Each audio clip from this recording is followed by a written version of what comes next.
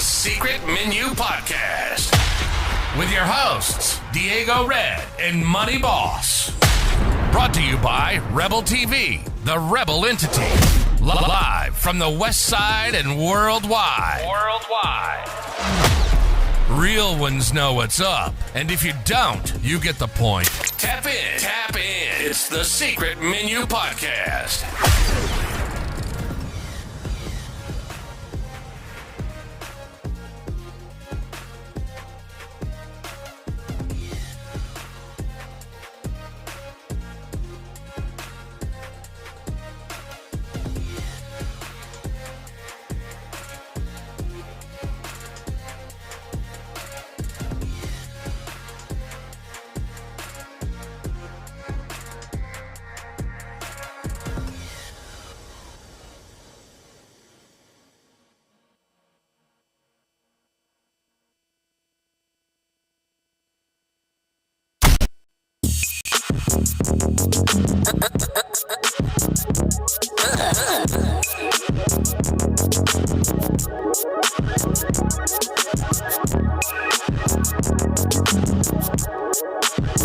This is fresh. The Secret Menu Podcast.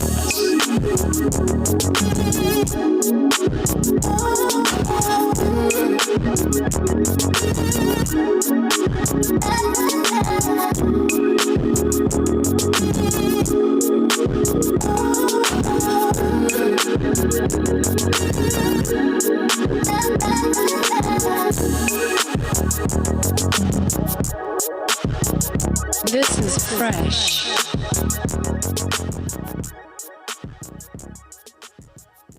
Money Boss. You can't hear me?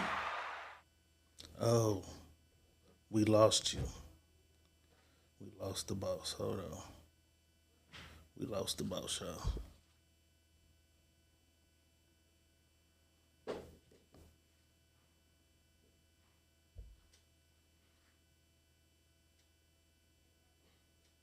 Is you here? Yes, sir. All right, hold on. Got that echo.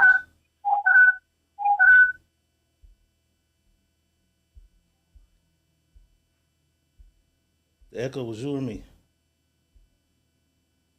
Echo was me. Okay. Why is it there? There's something going on with this laptop. I'm trying to turn this volume down. Y'all give us just a minute, man. Just like that, we back those Monday Secret Menu Podcast. I'm trying to get the audio right. You need me to send you another, you feel me? While we was doing that, I was downloading a new setup for the computer, so it didn't all the way download. Yeah, no, because I got it on mute. We good? Yeah, we good now. Okay, nigga, aloha. Aloha, nigga. We good. Aloha. Boss look like yes, sir. Like he's on an island and shit. Sir. You know what I'm saying? Yes, sir. I'm just doing me, man. You know, birthdays, just the birthdays. So, you know, I just continued on. Happy birthday to Money Boss. I just continued on. What day was your actual birthday? It's tomorrow. Actually, day is tomorrow. It's coming up. Yeah, the actual day is tomorrow. You the 21st. Right? Today the 20th? Yeah, today's 20th. You the 21st. You know what I'm saying? Oh, you threw your party before your birthday. Yeah. Okay. How was the party though? Oh, it was great. It was great. It wasn't a big party, and before I even go into it, let me apologize to everybody that was I want a wristband. Listen, I was busy, super busy. I was ripping and running. I got up at 6:00 in the morning that day trying to get people their stuff, and I really couldn't get everybody their stuff. So, you know, we're gonna do something big. I think we're supposed to go to the lake Saturday. If my boat get ready, we'll be on the lake. If not, I don't know where nobody's going. Okay, aloha niggas. Hello. Mm-hmm. the Boss Bash went down. Everybody didn't get to go, but you know what I'm saying? Yeah. We're gonna do something else for y'all who couldn't make it just like that. We back those Secret Menu Podcast. Money Making Motivation Monday, you feel me? We here. Yes, sir. You know what I'm saying? I'm seeing a lot of people already in the house. I see Ari's in the house. CJ Paper Cuts is in the house. Bobby Black is in the building. Camille Gaspy made it. She said, I get to see the credits and everything. She was here early today. You know what I'm saying? Angelique Smith is in the house. Kiana Allen's in the house. She said she's on vacation and she lit already. Mandy McIntyre is in the building. You feel me? Roshia Sears. Kimmy Kim is in the building. Shout out to everybody else that's pulling up. If I missed y'all, I apologize. I'm trying to, you know what I'm saying, multitask and whatnot. You know what I'm saying? You feel me? Woo Stacks is in the house. Pooh Bear's in the building. Dirty Hussein is in this thing. D Green as well. You know what I'm saying? Welcome. It's Monday. Money Making Motivation Monday. Secret Menu Podcast. I know how we do. Diego Red is in the building.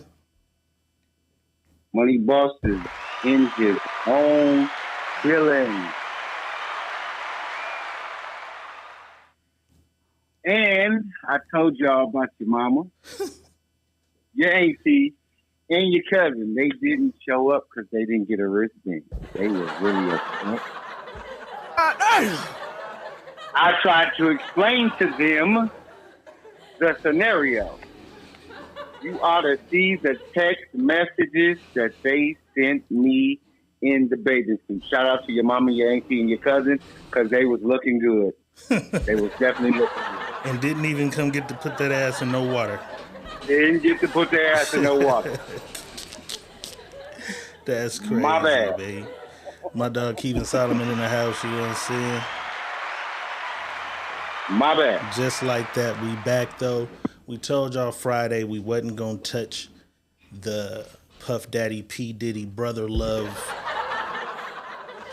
Whatever he chooses to go by Millionaire name. You know what I'm saying? We told y'all we wasn't gonna touch that right away because I felt like it would be some things that occurred over the weekend, and sure enough, it was. But we're gonna take it all the way back to where it all began. You know what I'm saying? Cassie came out of nowhere. Well, she really didn't come out of nowhere. Puff Daddy decided he was going to revolt, is what his label's called, revolt against the company that distributes DeLeon, which is also the company that owns Ciroc. You know what I'm saying? From there, a whirlwind of events took place. You know what I'm saying? Cassie comes out and says she's suing for $30 million due to alleged abuse and other things, these tales and stories of these parties. And a lot of people in the industry say they've heard of these things. They all kind of had an idea of what she might be talking about, but most people didn't read through the documents. You know what I'm saying?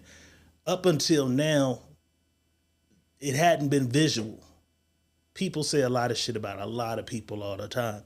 But the other day, it got visual footage of a incident in a hotel, I believe, in Ventura, California, was leaked of an incident that transpired, I believe, I want to say 2016, of Sean Combs and Cassie near an elevator. Let's take a look. Sean Diddy Combs. The video, captured on multiple cameras, shows Combs assaulting his then-girlfriend, Cassie Ventura, in a hallway at a Los Angeles hotel in March 2016. A lawsuit filed by Ventura in November last year and settled the next day referenced actions that seem to match those seen in this video. There is no audio. You didn't have to mute us. There's no sound in that. Well, I didn't know because I had two. There's one with CNN talking over it, and then I think the reason there was no sound on that one was because somebody edited to put the little things over him hitting her or whatever. You know what I'm saying? So I didn't know what I had. But things changed. Because prior to this, there was a raid on his estate. No one ever said they found anything. He was not arrested. They stopped him at the airport. He was released. The guy they say that smuggles his weed and drugs and thizzles, he was detained. But up until this point, boss, it's all kind of been just hearsay. You know what I'm saying? It's all hearsay of these parties and the type of things that he would make her do. the treatment the way he might have treated her, even with Kim Porter and the girl from Day 26. It's all speculation. It's all people saying things. This videotape pops up. CNN releases it. Nobody knows where it exactly came from. Right. Prior to that, a day or two, his son makes a song and releases a record dissing 50 Cent, the biggest troll in the game. You know what I'm saying? Which I thought was a bad move, a very bad move. 50 Cent had once stated already that a lot of things come across his desk. One time in particular, a video came across his desk and he sent it to Puffy and said, "Hey, ain't this your girl?" He said, "Hey, good looking out. I appreciate that." But he made it clear, I have other things that have come across my desk. I've been sparing him pretty much. Not to say that he released this particular tape, but that could be one of the angles. But now that people actually visually get to see Puff Daddy portrayed as the villain, as the monster, as whatever they're all calling him in the comments, is this even more damaging for him? Yes. It's damaging. It stains your name. Mr. Combs stains your awoke and family began name. screaming at Miss Ventura. He It followed her stains into the hallway of the hotel who you while yelling claim at her. The or complaint goes claim on to to say be he grabbed her and then because of the took video. glass vases in the hallway and threw But them at her. Mogul and I hate Sean using Diddy but in it Combs.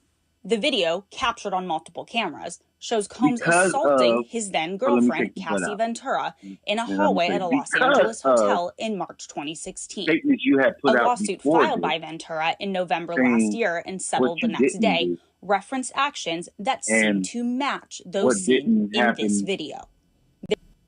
that you did it. I think this is going to hurt him Right. really well. Because a lot of people say, you know, that was 2016. Assault, I think, is 4 years. Yes. The statute of limitation. Somebody look that up for us. Somebody get into the Google shit and go Google it.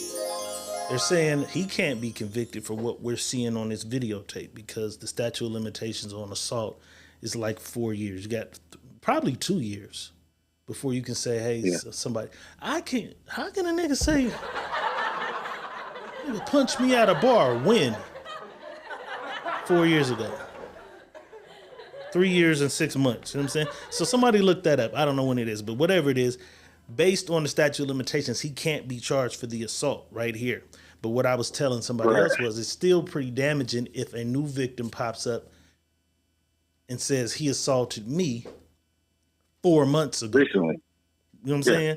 He assaulted me 4 months ago. Where's your proof? What do you have? This piece of evidence, this video footage becomes character evidence. You know what I'm saying? This Leave the becomes hotel character. room. The surveillance video obtained by CNN begins as she enters the hallway. We won't allow this the complaint video footage. says as she we exited, won't allow this video footage played in court because it has nothing to do, Your Honor, with with his client. So I'm the defense. Right. I'm Puffy's defense. We don't allow the Cassie videotape to be in this trial because it has nothing to do with that guy over there saying Puffy hit him or that girl saying Puffy hit him.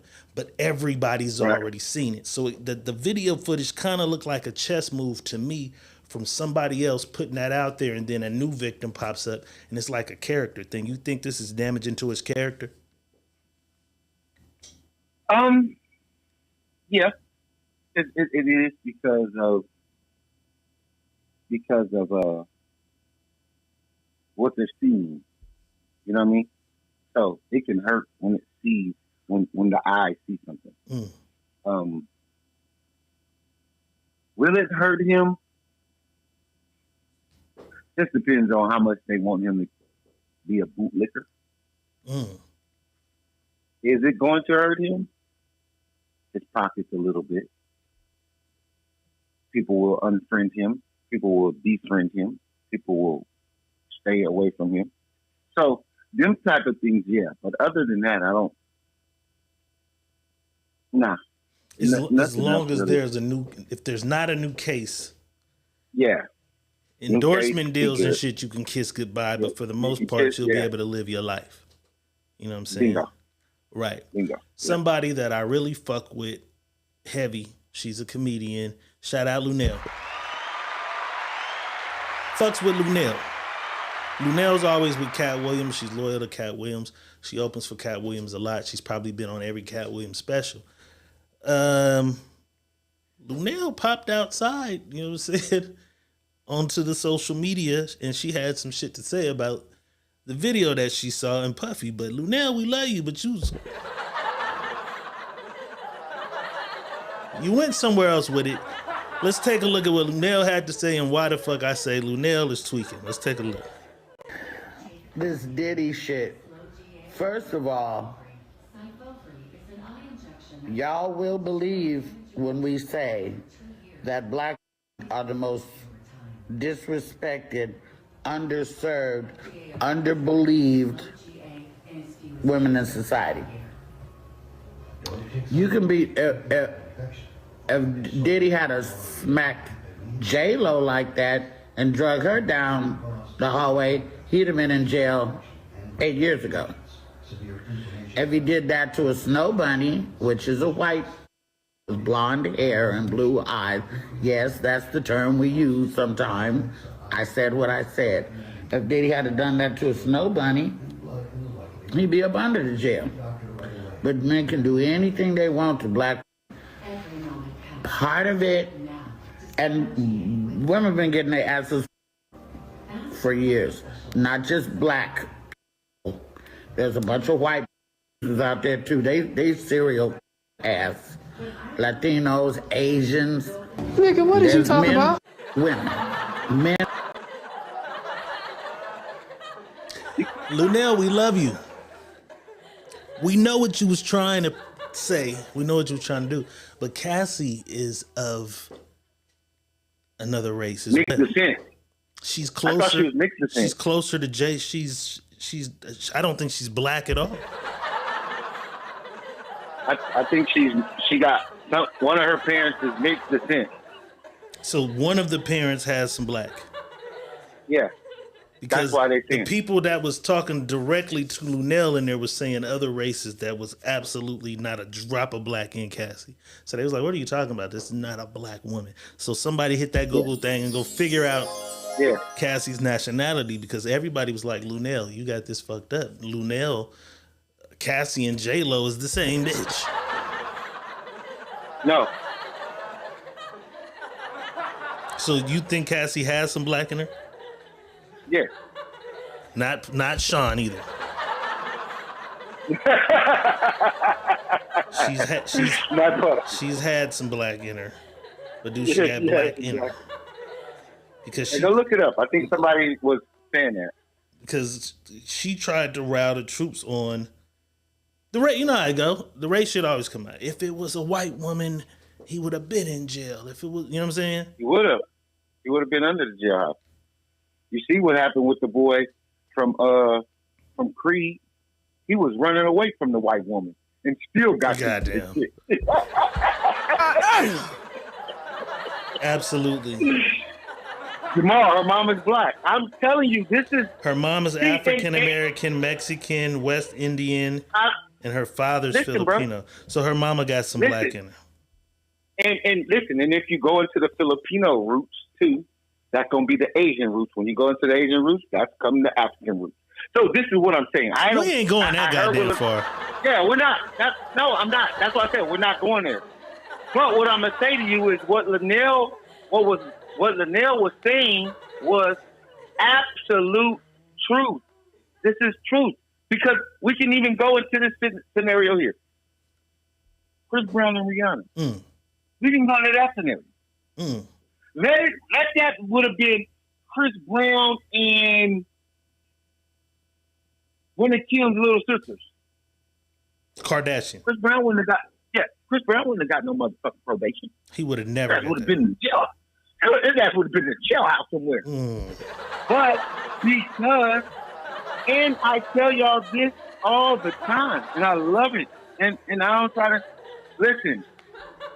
The most dangerous woman on the face on this planet, and if you don't believe me, just watch. You can watch it. Well. White women. White women. White women are the most dangerous species on the planet. Well, this nigga might got some shit coming because there's one that's sitting in the cut. You know what I'm saying? There is a white lady who is sitting in the cut, and she's just patiently waiting her time to shine. Let me see where she at. Where is the shit at? If she do, his ass is grabbed. Where is We it can at? now we can go see his ass get grabbed. Trust me. And people, I'm not against white women. I'm just telling you who's the most dangerous human being on the face of the earth is the white woman. For real. Well, there's 'Cause they one make that the he white had signed man move. to Bad Boy Records. She was in the group Danity Kane. Her name is Aubrey O'Day. Yeah, she's pretty old. Yeah. She says she playing the cut. You know what I'm saying? She says, and I will remind you that I haven't spoken on my personal experience yet either. Mm-hmm. You think she got a trick up her sleeve? She's been trying to get some money for a long time, so it don't even matter. Her trick gonna be her. She's a one trick pony. But do you think So- she'll get her bag? Yeah, If Cassie she'll could some get a money. bag from that, Yeah, she's gonna get some money. She's a one trick pony. He knows she's in the corner. He knows that. He's gonna buy, shut the fuck up, get the fuck out of here.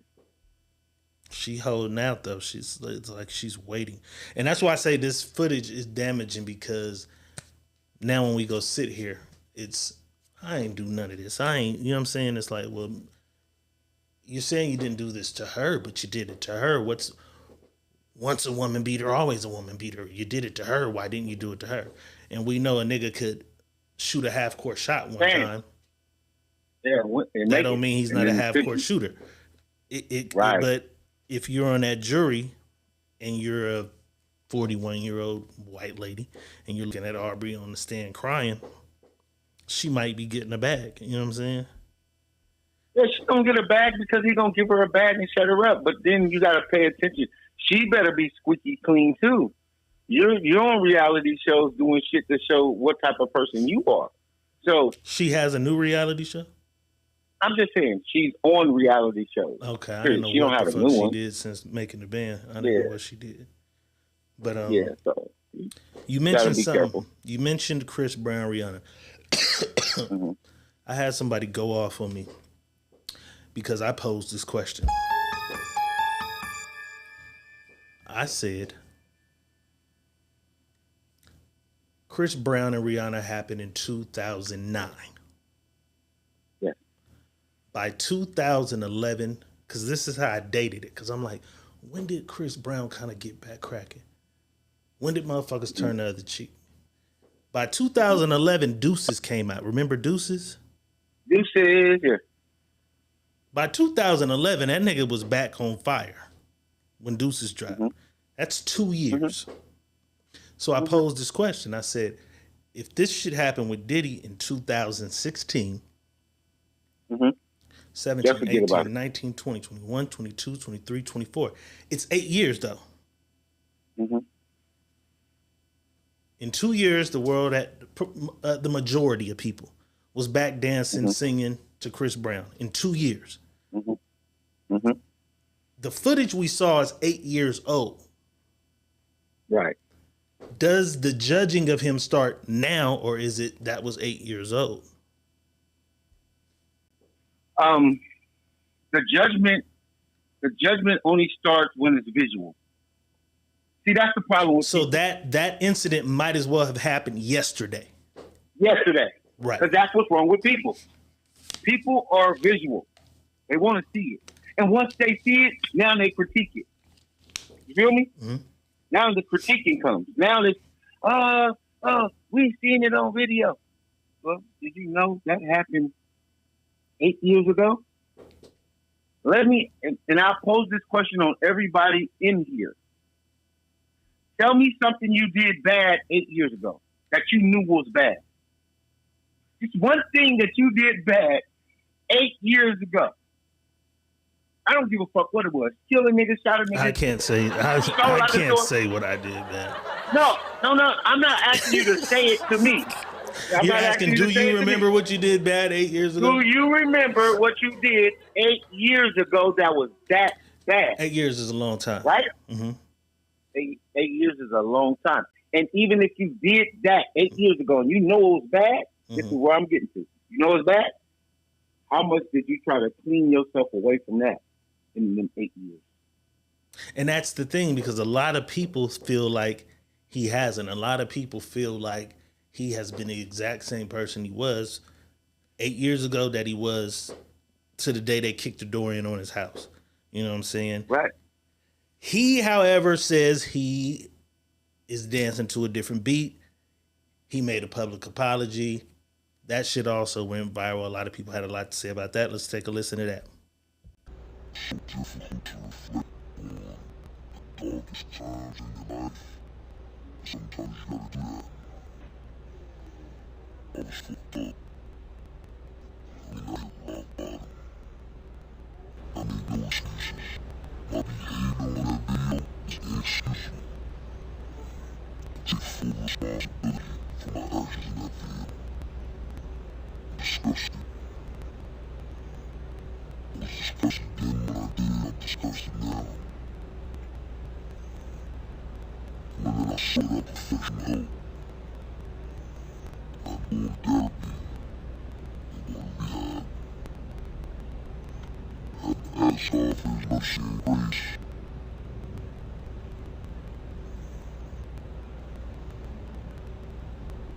I'm so sorry. I'm committed to be a better man each and every day. I'm not asking for forgiveness. I'm truly sorry.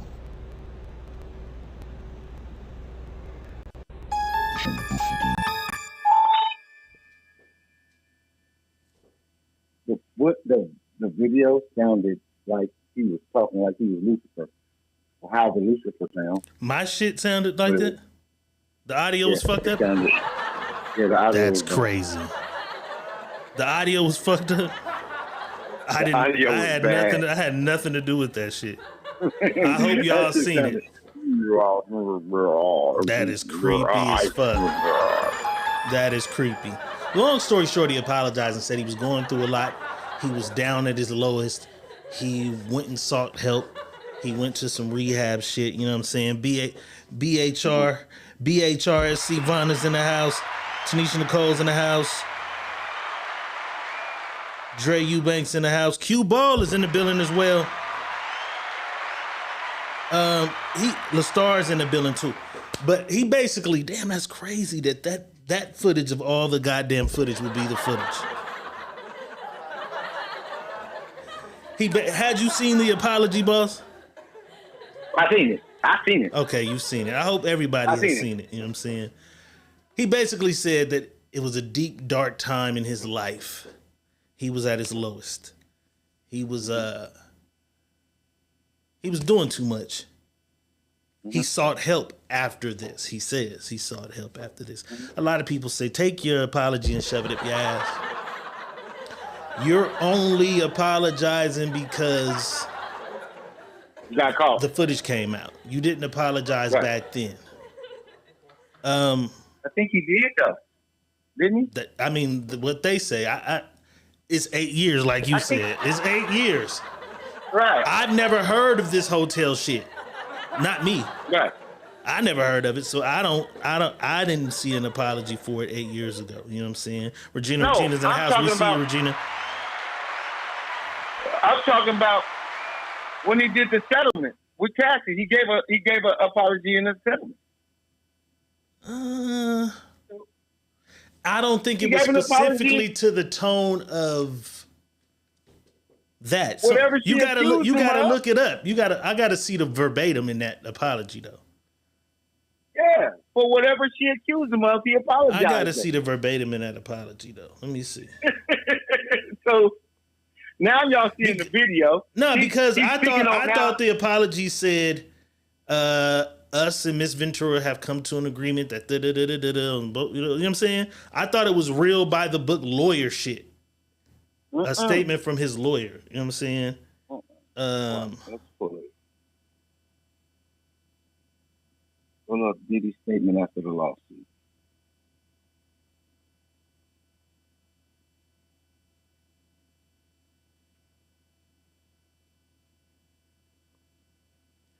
Because if that's the case, you know what I'm saying? That's kind of crazy because Cassie's lawyer issued a statement. Cassie attorney issued statement to U.S. Weekly following Diddy's apology. And her statement was, Combs' most recent statement is more about himself than the many people he has hurt. When Cassie and multiple other women came forward, he denied everything and suggested that his victims were looking for a payday, that he was only compelled to apologize once his repeated denials were proven false, shows his pathetic desperation, and no one will be swayed by his disingenuous words. Being that she's the lawyer on the thing, if he had issued that, I would think. Okay, I see. He says, we have decided to resolve this matter amicably. I wish Cassie and her family all the best. Love. That's the statement I see. And I don't recall anything about, I'm sorry for any wrong I caused you or hurt I may have caused you. I just see he said, we've decided to resolve this matter amicably, which means we've come to an agreement. He never really said he was sorry. He's just saying, hey, you know what?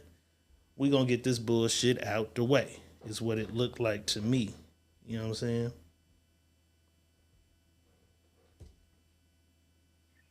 I mean, he apologized. I got to see the verbatim in that. You said that's the same as apologizing? Yeah. Nah, man. Not after that elevator shit. That ain't the same. Not after the elevator. What about it? I'm just saying, if that, because they're showing in the thing that that's part of the shit. Him saying, oh yeah, we decided we're gonna amicably do this, and I wish you the best. That's not saying, hey, you know what? I was a fucked up nigga. I did what he's doing in the new apology. Hey, I was in a dark place. It was a fucked up time in my life. I was at the bottom. You know what I'm saying? I'm truly sorry. I'm disgusted by what I did. Like, he didn't say that. Okay, listen. Let's go there. We don't know. He can't say her name at all anymore in public. Period. He can't even mention her name. That's what was fouled. He can't mention her name at all, right? So he can't say. Supposedly, some people say that, but he says in this statement, we have decided to resolve this matter amicably. I wish Cassie and her family all the best. So at that time, he could have apologized, my nigga. No, I'm saying, but that's after they had did the thing. When they came out of court, after this, you can't speak her name again. Right, but what I'm saying is, why not apologize like this in that statement?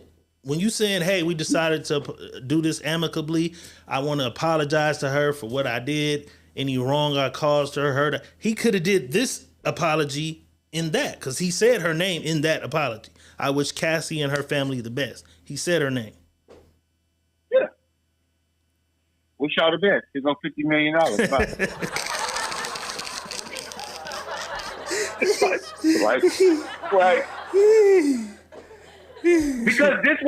Because this is what I'm trying to say. And I hate that we're even talking about this in this manner, but this is what I want to say. You wasn't caring about a criminal action lawsuit about this man because you didn't want him to go to prison. Because if you want him to go to prison, why you didn't send him to prison? You knew how long you had before the statute law of limitations that you can file to get paid. Right, but I'm saying, where did prison come into it? Because he would have went to prison for that. If she filed a case, that nigga was going to jail. Right. But what we asking is, why apologize pretty much to these niggas on Instagram? You apologizing pretty much to Instagram. Hey y'all, I was in a dark place. I was fucked. Like, why you apologizing to Instagram when that she the bitch in the video at the elevator? Why you ain't apologizing to her? Because she ain't gonna pay him. You know who's gonna pay him? Us. He has to still save face. That's it. We only understand he's saving face. And if we don't understand what saving face is, sorry people that y'all still live under a rock. What he did was just save face. Because in 8 years, you motherfuckers won't give a fuck about Cassie. In 8 years? Just like he didn't give. In 8 years, they won't give a fuck about Cassie like he didn't give a fuck what's going on about his business. Will we ever give a fuck about him again, though? Yes, we will, because we give a fuck about all the men beaters in the fucking world. All the entertainers that have beat they bitch, we gave a fuck about. Hey. We play. Listen, man, I'm tired of this shit. I'm tired of this fake-ass angry shit. This fake yelling out angry shit. You living at home with a nigga that's beating your ass like that. Oh, my God. You won't even say nothing about the nigga because you think you love him. But maybe. I'm in love. Glad you said that. Glad you said that. Maybe she thought she was in love at that time of the elevator shit. Maybe she was in love too. Maybe she didn't want a nigga to go to jail right then, like other people didn't want their nigga to go to jail right then. Maybe that's exactly what it was for her in that time too. Hey, love and ass whoopings don't mix.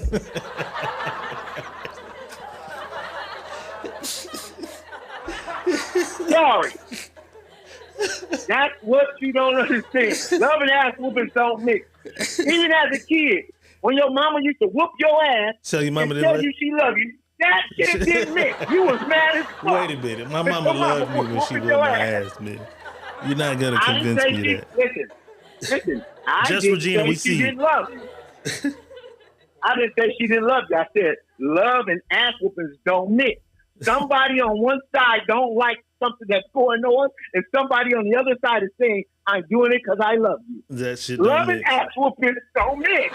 Love and ass whoopings don't mix. All right, we got to take a small chronic break, you know what I'm saying? Because Just Regina did come through this motherfucker, and Just Regina did drop a foul wow. Just Regina did come through the door, money making motivation Monday. She did come through the door with a 1,000-star donation. Y'all know what that means? Hey, let's do it.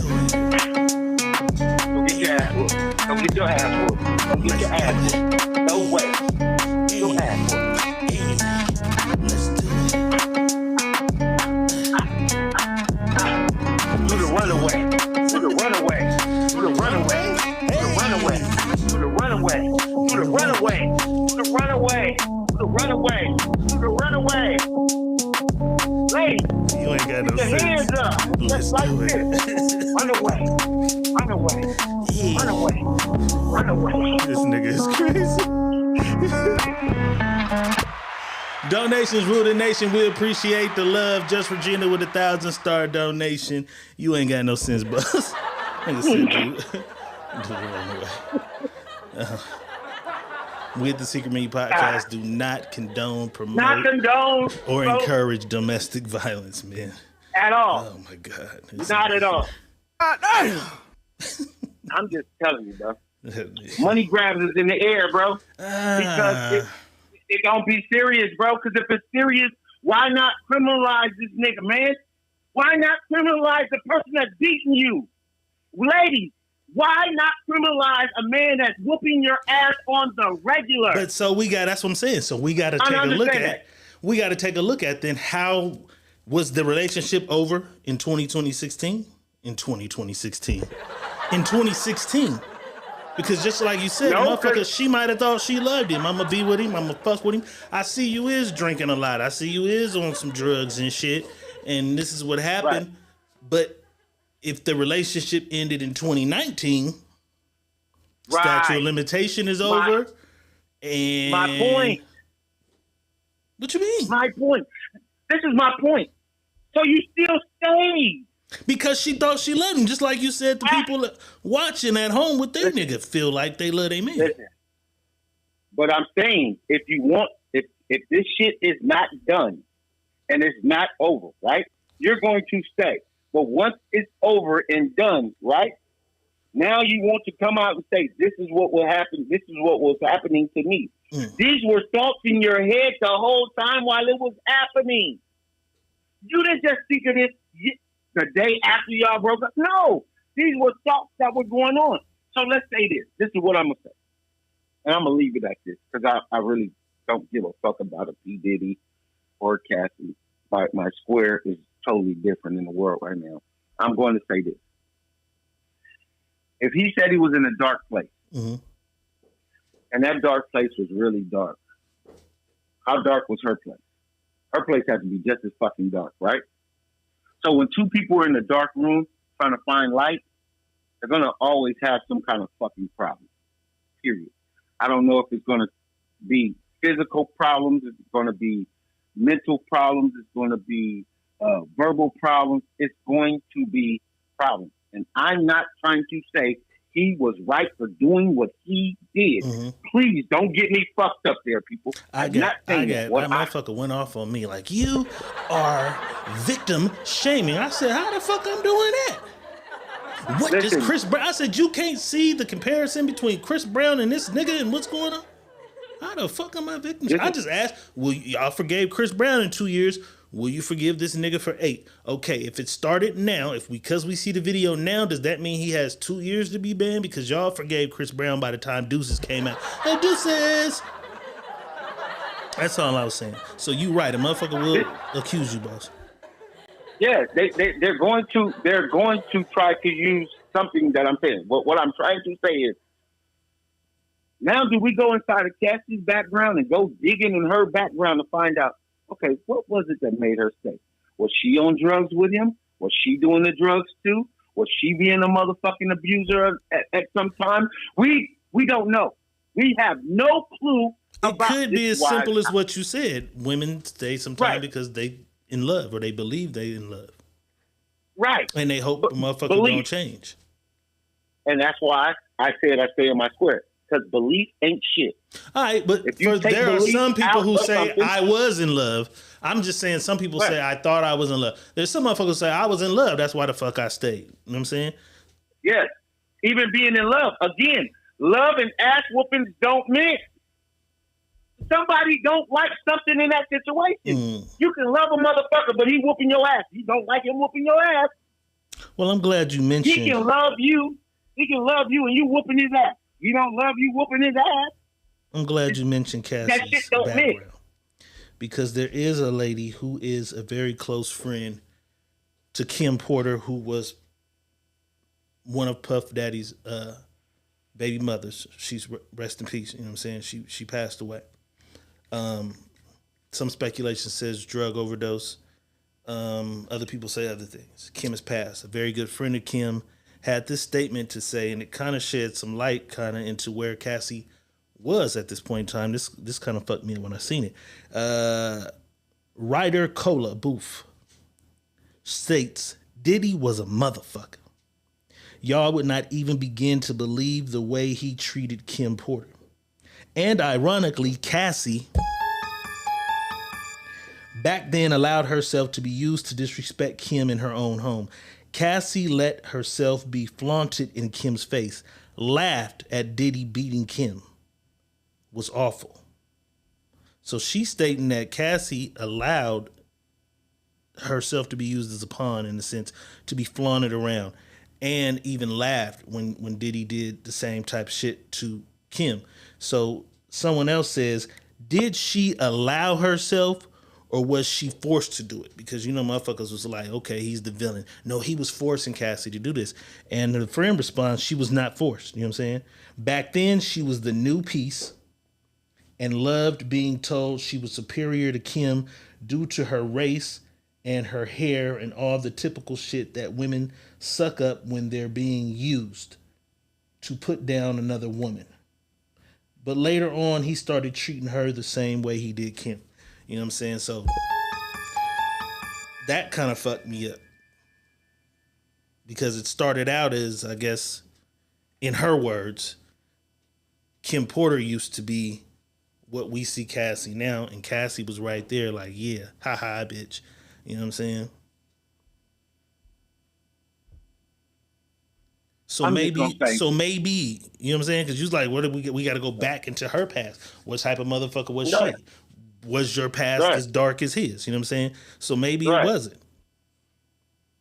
And it could be, it couldn't be. I don't know. And this is what the bad part of the video that they showed.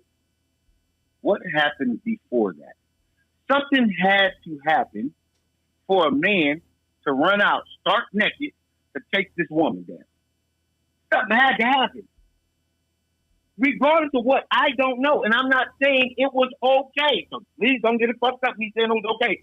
I'm saying the video starts in a bad place because the video only shows him running out, whooping her ass. It don't show what occurred for that happening. And we can all say nothing would allow that to happen. We don't know what.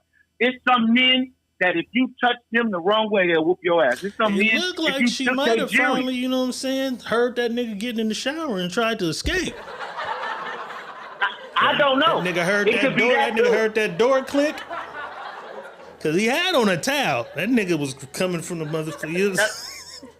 No, but what if he was just laying in the bed with his towel? What if he was? We don't know. We're two bags, allegations. 2 bags and a hoodie over her motherfucking head. She was trying to get out of there.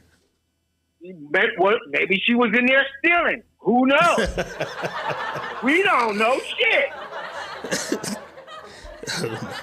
We don't know. We are now on assumptions, and I'm being fair on both ends. Right. That's what we are do. on assumptions. That's what we do. We are on assumption. You know what I mean? Camille said, why he just can't be a crazy motherfucker. He can be. I'm not taking that out. I'm not taking that out of anything. I'm not saying he ain't a crazy motherfucker. I'm not saying he's wrong for doing it. Mm-hmm. I mean, I'm not saying he's not wrong or he's wrong for not taking his hands and putting them on a woman. I'm just saying we don't know. And that's the perception of I. I tell the story for us. So now we can make up whatever the fuck we think is possible or whatever the fuck we think really happened without knowing. We have no clue. Well, I mean, the nigga did get on the thing himself and say, hey, I was in a fucked up place. I was at my lowest. That was horrible. I'm not saying. You know what I'm saying? What that mean? What that mean? Well, why he didn't say, nigga, that bitch was stealing? Like, why he didn't say that? No, listen. Because even in a horrible space that he claims to be in, this is his claim. In a horrible space. I'm in such of a horrible space. If I caught this bitch doing something that I didn't like, I was doing this to her. You feel what I'm saying? When I'm in a better space, if I catch her doing something, now I can say, hey, check this out. I can see that you're not where I want you to be at. You can go on out my door. Right. You feel what I'm saying? The reaction would have been different. The reaction would have been different. So we can't say anything but what we getting in the hallway to the elevator. We don't know what happened before we seen him on the video. We don't know. And we can make assumptions all the way around the board. But let's put this in perspective, people. We don't know. We're only looking at a video, and this video shows us some horrible shit, period. And so if it's horrible, our eyes recognize horrible. Because let me say something. You know why they didn't down Chris Brown ass like that right off the get? Because we didn't get the visual. We waited Chris a while. Brown was pretty crucial. Chris Brown was down, bro. We got the visual of Rihanna. You don't remember we got the visual of Rihanna shit shut? Yeah, but that was after. I'm talking about after. But this is what I'm saying. We did get the visual, but that's after we hearing the allegations like this shit, right? But it was fresh. His wasn't 8 years ago. His shit was like, it happened maybe 2 months ago. And her picture started floating. It wasn't a day up. And then people went with what they seen because the eyes told the story.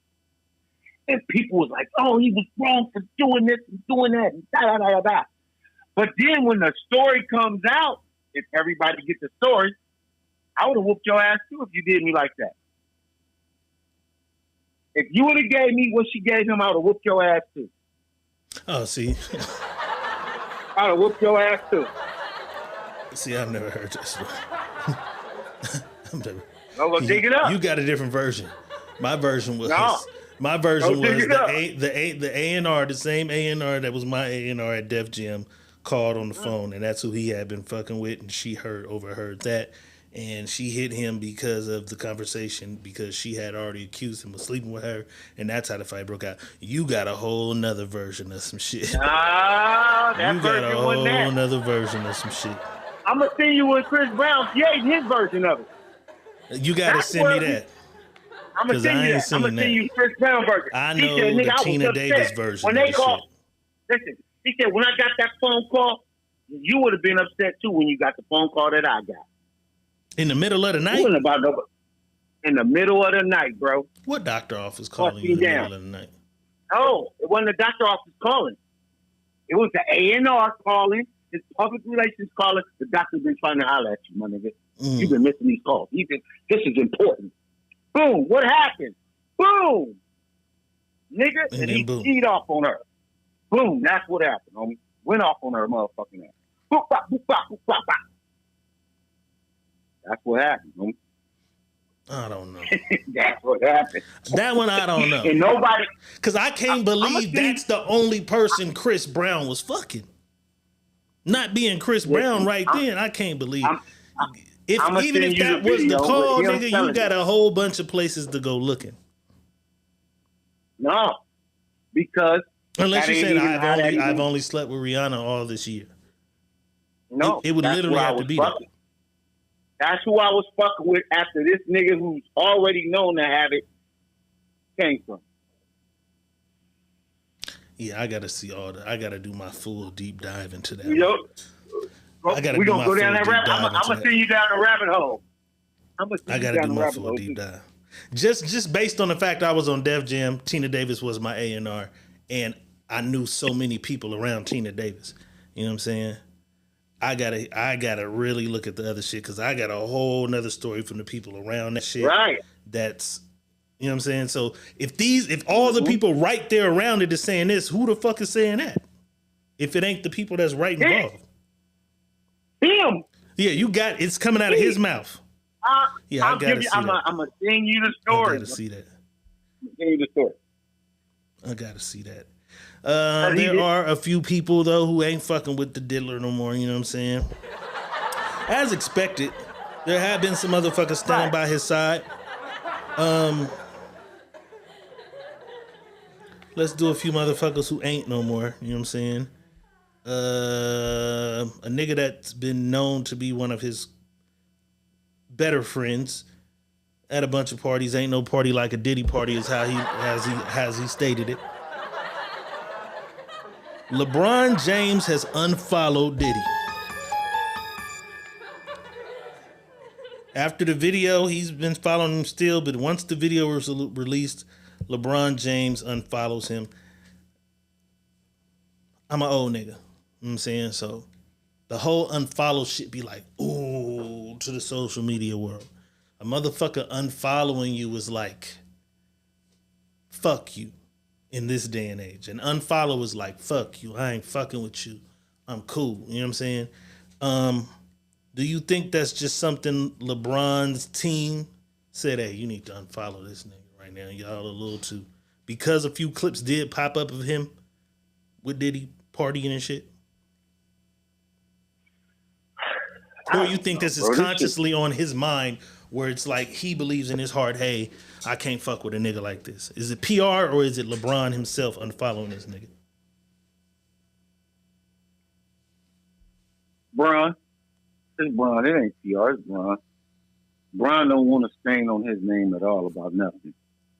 You know what I mean? Bron trying to be squeaky clean, so it's Bron. It ain't PR at all. It's Bron. Because PR would already clean shit up like, you know. With the first, after the house raid, at least by the house raid. Yeah. PR would already shut that down. This is Bron on his own doing this shit, so, you know what I mean? Well, let me see. There's one other nigga. It's a couple niggas. I'm only going to do one other. So now I know when a motherfucker unfollow me, that means you don't like me no more? Pretty much. Okay. When they unfollow you, it's like, I don't fuck with you. Okay. I just want to know. I'm an old nigga, so I just want to know. Yeah. I don't fuck with you. I don't want to see you do shit. I'm going to unfollow you. I'm not, yeah. You know what I'm saying? I'm not a social media superstar like that kid, but I want to know what it means. Another hip hop rapper from Texas.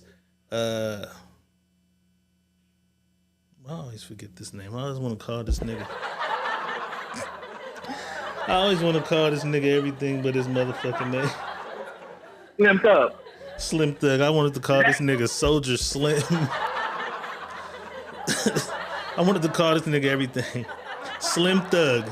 Slim Thug had some statements to say upon the initial lawsuit. When the lawsuit shit first took place, Slim Thug had this to say. Cosby coming back and getting puffed. I don't believe in that, man.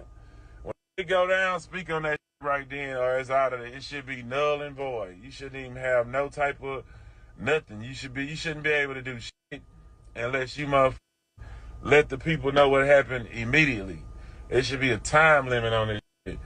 What happened was you got around them motherfuckers and stand up on love. This is what happened. I'm gonna tell you what always happened, right? You was with a billionaire with all this bread all this time, and then you followed your heart to with a trainer. That motherfucking apartment got smiled in the that lifestyle fell off. Now it's struggle time. The love wearing off, and now you trying to come up with ways to figure out how to get paid. Coming back and getting Bill Cosby.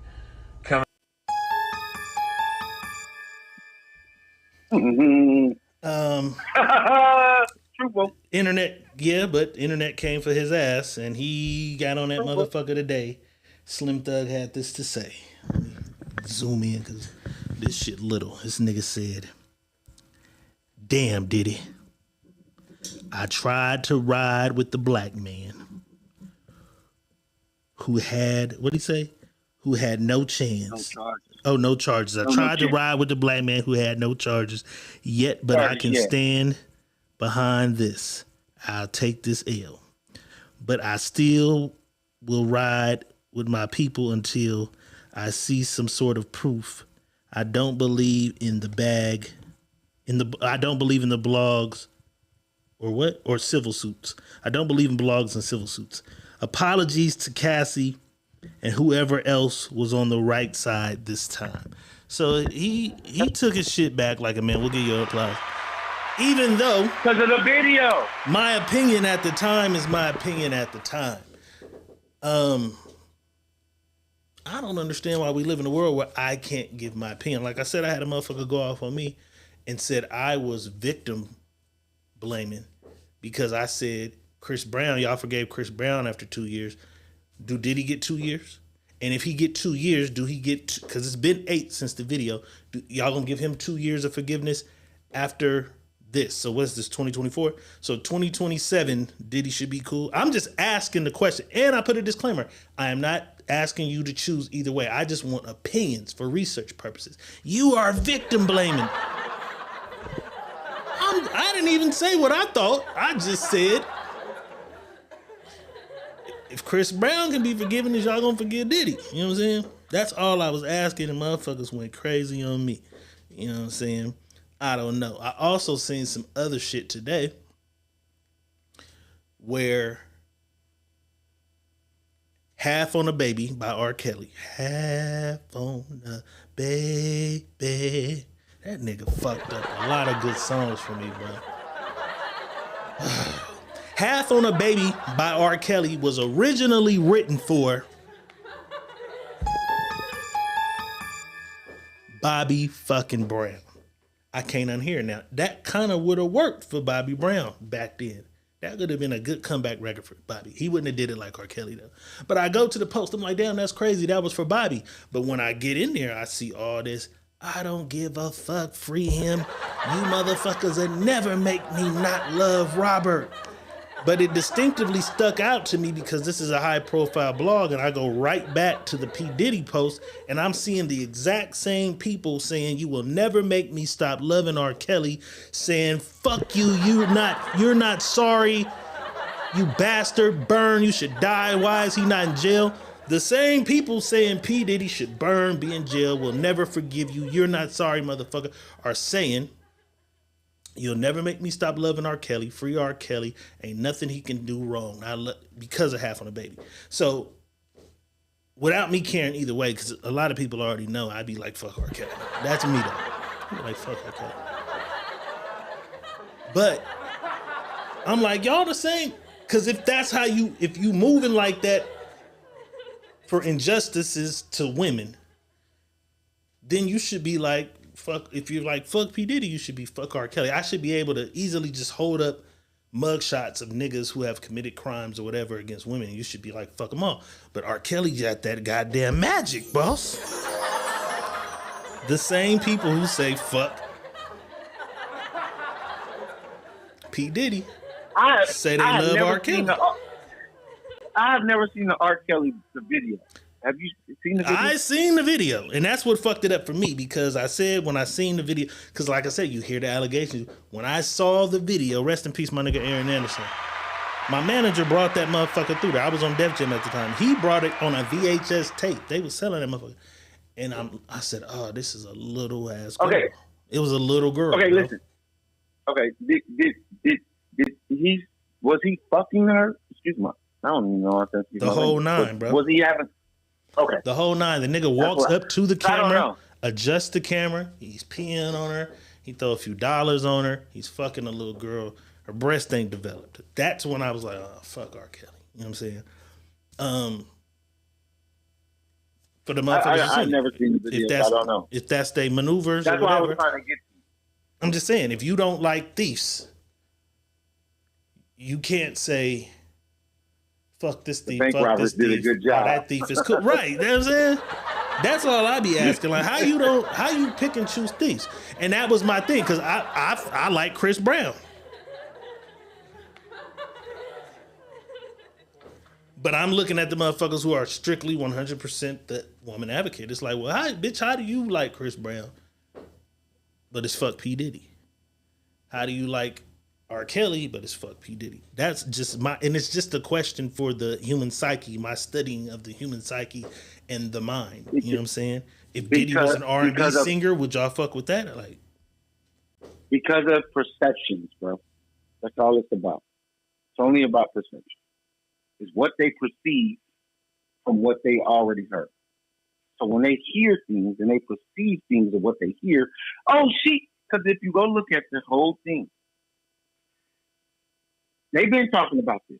They've been having stories about him. They've been this. They've been that. So that's already in their perception. Their perception is already, motherfucker's a crazy, good range animal. He's no good. Because they already had that perception he's no good. Now the video hits and they get to see it.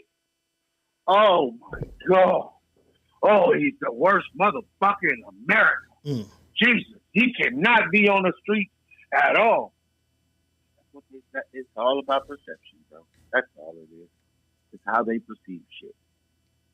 They don't perceive R. Kelly as wrong because, you know why? They grew up being 16 fucking 25-year-olds. They grew up fucking older men. So they didn't see nothing wrong in that nature.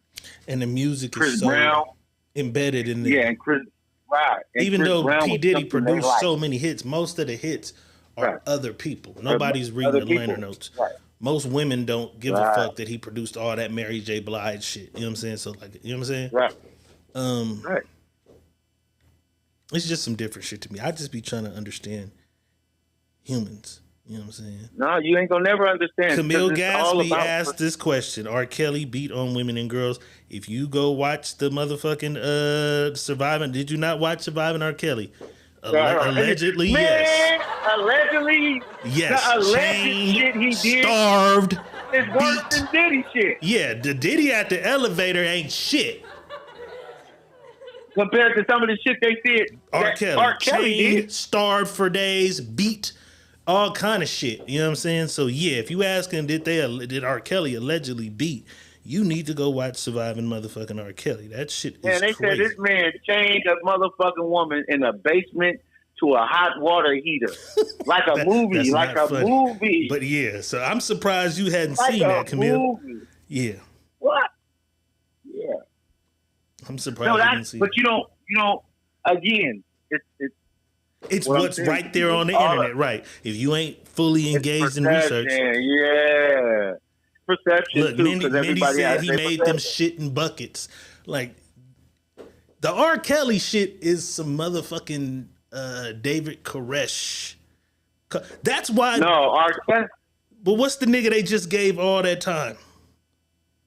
Nature Boy. Soldier Boy. Nature Boy, I mean. Nature Boy. The R. Kelly shit is the Nature Boy cult nigga. That kind of shit. in contrast. You know what I'm saying? Not to validate P. Diddy's whatever. Fuck them all, but if you got to break down the breakdowns, right? Chris Brown is light. P. Diddy is light to the R. Kelly saga. But the Chris Brown thing is because they like him. He's likable. He's somebody that they like. Somebody that the music keeps them. Oh, his music is so good. That's why R. Kelly. They got so many people riding still with R. Kelly because the music. And that's what I felt like. I felt like by the music. I felt like I held a mirror up to motherfuckers because, you know, most of my posts have a lot of comments.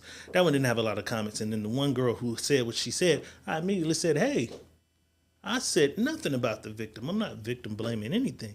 But in order for you to come on here and be mad, you must be a Chris Brown lover. She never said a word back. Never said nothing back. You know what I'm saying? So I said, oh, that's what it must be. I held a mirror up, and so it's like, oh, you forgave Chris Brown, but you're not going to forget this nigga? You know what I'm saying? Because that's honestly how it should go. Regardless of how you feel about the thing, if you feel that way about that, then you got to feel that way about that. You know what I'm saying? Hey, man, you forgive your grandma. You forgive your grandpa when he hooked on grandma. Nigga, baby. You are crazy. What's wrong with you? I'm just saying. You are crazy. I'm just saying, let's keep it. Camille, I've never seen that statement. I've seen people say that. I've never seen Rihanna out of her mouth say, I've hit him. Rihanna sat on Oprah. I've never seen Rihanna say that. Although a lot of people say that she threw some punches and shit, I've never seen that. But even the story I told, though, when she heard the bitch on the phone, she hit him. I've heard, but I've never heard Rihanna. You put Rihanna said. I've never heard Rihanna say it.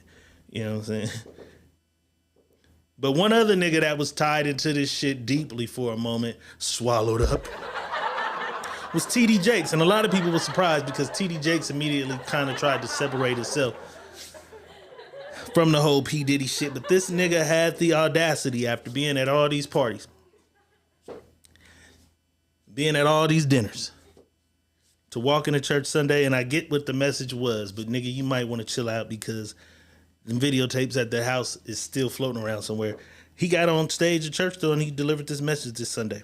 That came in over social media that I happened just to see as I was coming to church. And the woman said to me, would you please pray for women who are living in danger in their own house?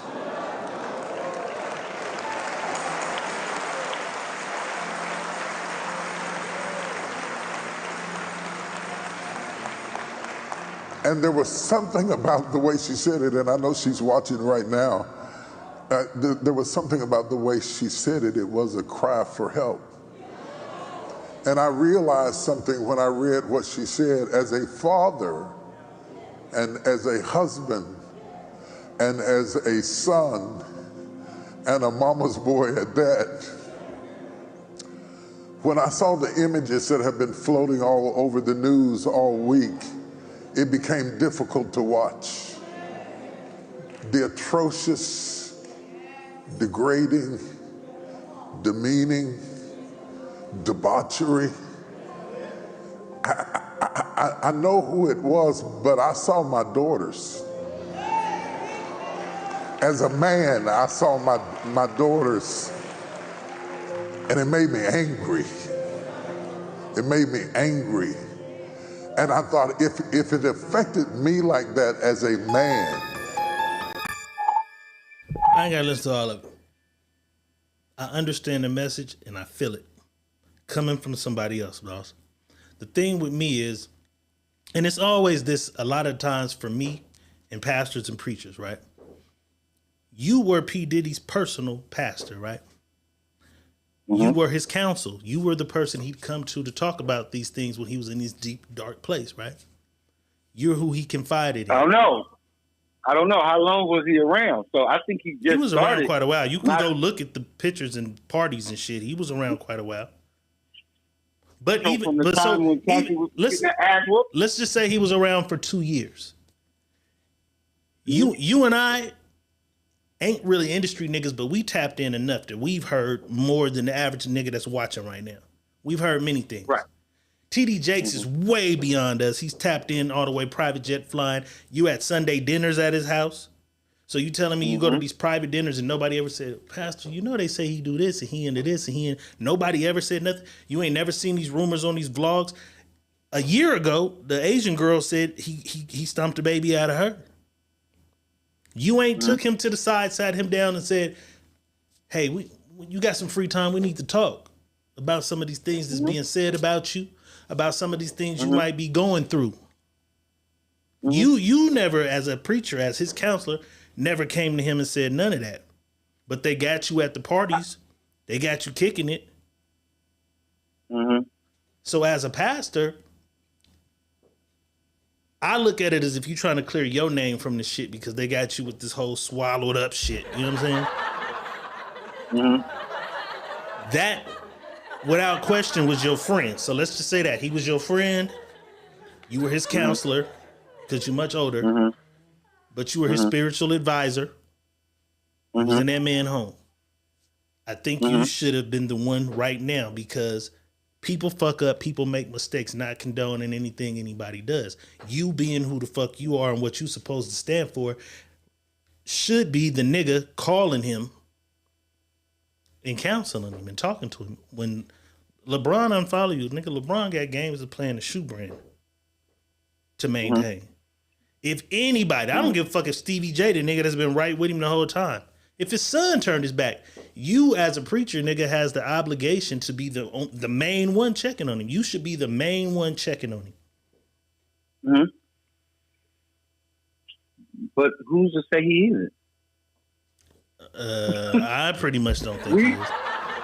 Because this is the this is the second one of these. This is the second one of these where you get up there and you indirectly throw shots at this nigga with words like disgust and this and that because you trying to remove yourself. Now listen, as a mentor, as a confident, as an advisor, as a person of a spiritual guidance to this person, I can still be disgusted with what you've done. I can say I'm disgusted. But I can also say, because I'm a spiritual advisor and I believe the Most High, if the Most High forgives 777-fold, who am I not to forgive this man? I can still say, I am disgusted at you with what you're doing. Absolutely. Let's work, let's work and fix whatever it is that you're going through. My job is to try to help you through it. Now, we don't know what the fuck him and TD Jakes is doing. They may be kissing, talk about it's going to be all right. I don't know. Maybe, but your public statement. Doesn't matter about my public statement. But what I'm saying is, you take shots at him in two different sermons. You directly take something happened this day. You take a shot the very next Sunday. This tape come out the very next Sunday. You taking direct shots at me. How is that direct shot if I'm just saying I'm disgusted at what I've seen? And the first thing I seen is I thought of my daughter. He might have already told him this, though. I think you should call him and tell him. But he probably already did. I don't think so. We don't know. I think what he they removed doing. himself and he detached himself from this shit because you in the line of the fire because, nigga, you was at a bunch of parties that you probably shouldn't have been at as a pastor. But listen to what I'm saying. We don't, if we don't know what TD Jakes was doing at the party, we don't know, right? Because we don't got no video of what TD Jakes was doing at these parties. Absolutely. If he was there, right? And he may have been at them parties to give him advice about things that he needed to do, not knowing the parties was going on. We don't know that. We don't know that he knew. No, I don't know what he was doing because I can't say because I wasn't there. But I'm saying, if he was there and then, hey, nigga, you got these parties going on. I can't be here. I have to remove myself from the parties now. You know what I'm saying? We don't know what the fuck going on. All we know is what's being said. He was at one too many fucking parties. I'm on both sides of the fence. Even if he was you there for the entertainment or was you there to do your job? You feel what I'm saying? You but can I'm be there saying, for the party, or you there for the when does job. your job stop then as a pastor? And because this is the thing, right? It doesn't. But Your job doesn't stop listen what as I'm a saying now. pastor ever. So listen what I'm saying now. Let's say the video doesn't come out. Let's say that didn't happen, right? Let's say P. Diddy overdoses but lives. Mm-hmm. I think you'd be there at the house trying to coach him through this drug shit. Let's get you in some rehab. Mm-hmm. Let's do this. Mm-hmm. The domestic violence shit mm-hmm. could also be labeled just like drug abuse. It could go with the drug abuse. It could go with when the dude came to church and said I was indulging in homosexuality activities because I was on drugs. And then they help him regain whatever. It's a problem. It's a problem. There is motherfuckers who have the problem of putting their hands on a motherfucker. Mm-hmm. It's a problem. Mm-hmm. It's a group. Like there's AA meetings for that shit too. It's still a problem. Mm-hmm. So as a pastor, you're supposed to approach that as a problem with this guy. Whether it's one time, 6 times, 3, if that was the only time it ever happened, you're still supposed to approach that as, let's get to the core of the problem, what you're going through. Because the nigga just said, I was at my lowest, I was at the bottom, I was at this, I was going through this. Mm-hmm. You supposed to go see, was it drugs that had you doing that? What had you doing that? I just don't like the public shots because I think he tried to separate himself. Now, if it was, what's another mega pastor that's not attached to Puffy? Joel Osteen. Truly. My boy! What happened to the other nigga? There used to be another pastor that had jets and shit too. What happened to him? What's the other big black pastor? The one that was on TV, God, dog it. It's T.D. Jakes and it's one nigga right there neck and neck with T.D. Jakes. Yeah, his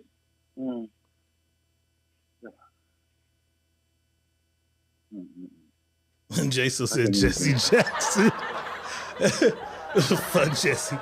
He said Jesse said Martin Luther King. Fuck Jesse. But long story short, I'm just saying, I felt like, because this nigga ain't got nobody right now. Everybody's turning their back on him. There is one person, before we get into Dr. Real, there is one person who actually tried to do what I felt TD Jakes should do, because a lot of motherfuckers make mistakes. Everybody, not a lot of motherfuckers, everybody has made a mistake. The mistake might not be as dire or as serious as his mistake. You know what I'm saying? Everybody's fucked up and did some fucked up shit. I don't give a fuck if he was 8 or 80. You know what I'm saying? Everybody can become a better person. Well, a lot of them. Some motherfuckers is just gonna go to prison and be a serial killer forever. So maybe not everybody, but the majority of people can fuck up, learn from the error of their ways, and unless you are the direct victim, I believe a motherfucker should be forgiven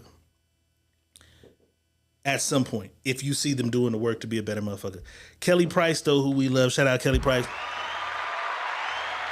She catching a lot of flack because she got under the comment of his apology video, and she says, "It is my sincere prayer that the power of the Holy Ghost overtake you, so that you not only have a change of heart, but a change of mind and a change of direction.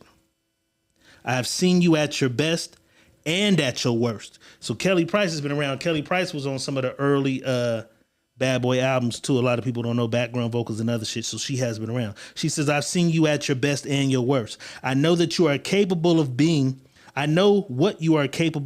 when you are at your best, despite the seductions of the industry. I want you to see, and I want you to see soon, to create this in this business, but I need you to pray and I need you to receive from the Most High. I need for those prayers to take place sincerely. You are a unique talent, and both sides that represent light and darkness receive you anxiously. Do you know who God is? Lean not until your own understanding, but all your ways acknowledge him, and he will direct your path. You know what I'm saying? Shout out Kelly Price. You know what I'm saying? The internet killed her, though. They killed her. Like, you're the problem. You're why he's beating a woman and you're praying for him. Like, that's what I thought TD Jakes would do. But I know he can't because of his situation with the photos and the pictures and all the shit. You know what I'm saying? So she caught all the motherfucking flack in the world. You know what I'm saying? For praying for. Pretty much she just put a prayer on that motherfucker, boss. She didn't say nothing about Cassie. She didn't say you right. She just, I know who you're capable. Pretty much, nigga, you better than what the fuck that video is. Even though the video 8 years old. Right. That's what I thought. That's what I thought a TD Jakes would be there to do. There's nobody there to do this for this nigga. But see, we keep saying it ain't nobody to do there. What we don't know that, D. TD Jakes might be on the phone with this nigga every day. Nah. We don't know that. Nah. We're assuming he's not because it's not in our face. And that, again, goes to perception. He's publicly letting it be known I'm not standing with this nigga. If he wasn't doing nothing, let it know. Every time he do something, you take a shot at me. No, bro. He is stating that, yes, this is a guy that I mentor. This is a guy he's not saying that. To. No, I'm telling you. No, I'm not saying he said anything. Mm-hmm. I'm just saying we know this is what he said he's done. Is he doing with him? Mm-hmm. He ain't came out in the public and said that, right? About right now. But this is what I'm saying is I've seen this. A woman came to me and said, could you pray for women that's been whooped or scared in their own home? Mm-hmm. Right? He says, after that, as I looked at her and I can feel what she was saying. And then comes about this video. And this video was disturbing. I was mad. I was hurt. I thought about my daughters in that scenario. Mm-hmm. Right? He ain't ragging him. He's just saying, I thought about my daughters. What if my daughters meet a nigga like this? Absolutely. Like I said, the message from another nigga would have been beautiful, but you a nigga directly tied to this nigga. You a nigga in all these pictures in his house. You a nigga at all these dinners. You can Google just Google the two names and see how many photos of these niggas you see together. And then you say a lady asked you this. She just happened to ask you this a day after this video of this nigga assaulting a woman. But she probably seen the video and felt like that motherfucker there. Possibly, but no woman ever asked you to deliver this type of sermon ever before? Bro, we don't know how many sermons. How many sermons have you seen him deliver? I've seen a few. He probably delivered this sermon 6-7 times before. We don't know, bro. All I'm saying is we don't. Right. We don't know what this man and Diddy has talked about. We don't know if this man and Diddy is even having conversations. We have no clue. This is going on our perception, your perception of what you see. Based on my perception. Fuck TD Jakes. Right. Right. No, my perception, man. TD Jakes, fuck you. My perception. It was based on my perception, fuck you. Like I ain't mad at I'm not mad at LeBron. You know I don't even like LeBron. I be mad at LeBron. You know what I'm saying? Right. And he is one of the greatest basketball players ever. But I be mad at him over basketball shit. It was easy for me to target LeBron. Like, yeah, look at him. No, I'm not. I understand what you got to do. You know what I'm saying? I understand. Like I said, I'd understand if Stevie J had to do it. But when you are a pastor, you hold. That's why I be so mad at you. Hold a different position in this world because you are saying you represent. How you don't? But you don't, because you're human. You know, because you're no better than nobody else. You are not, but you have a different. You have a different job. Better. No, you don't. See, just like a nurse or a doctor. Oh no, bro. A nurse or a doctor is supposed to. No, they're supposed to when you come into this hospital. If you hurt, you're supposed to do your best to save this life. Even if the police call come in on a scanner and says this guy raped a woman, this guy just raped a woman. As he fled, he looked like he was reaching for a gun. Police shot him. Boom. They get the call and they say this motherfucker was raping a woman. They chase him, shot the bitch in the house. She can't say, oh, he's a rapist. He dies. You have to do what you are dedicated, what you signed up for as a nurse or a doctor, because that's your lifelong work to save a life. You have to save his life and let him go to court. Yeah, same shit for a pastor. No, it's not. Do you know what a pastor is? Job is to save souls. No, a pastor's job is he can't save a soul. A pastor's job can't save a soul. His job is to relay the message. That's it. You have to save your own soul. He's relaying the message in hopes to save a soul, bro. You do have to do the work yourself.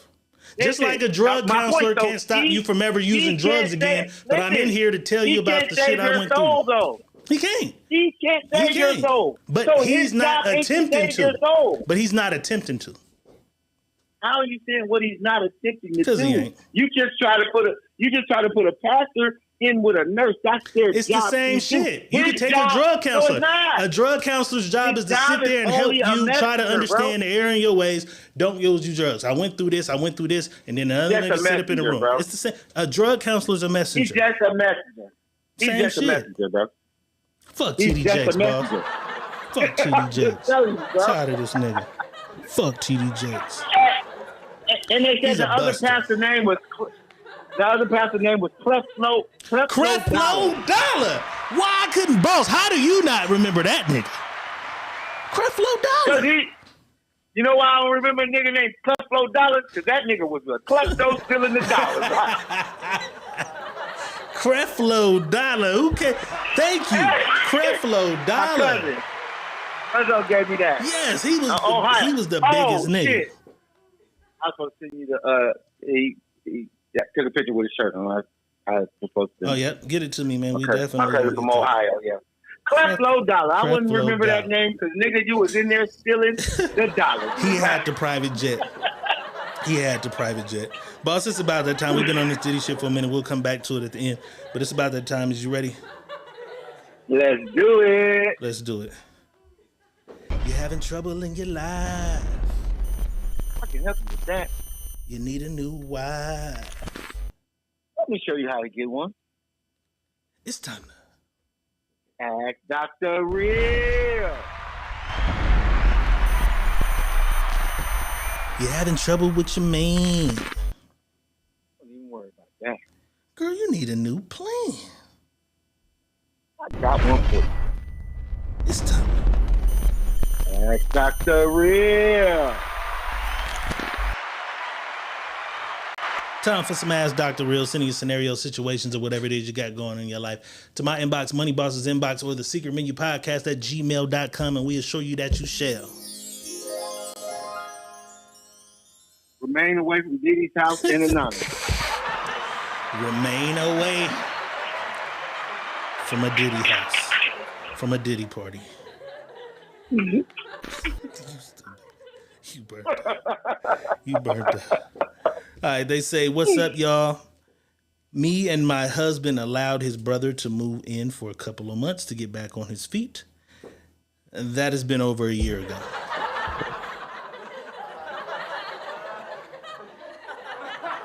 I've given it some time.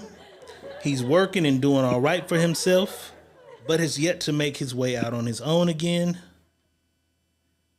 I periodically have asked my husband, is he thinking about or planning on it anytime soon? But I'm starting to think that my husband really enjoys the extra income that he kicks in and the company of his brother. I do work long hours in the medical field, so I get him having someone to watch the games with, etc. But I'ma just be honest. Our kids are grown and I'm ready to walk around my house naked. What type of timeline do I need to give? What would be fair? Family is family.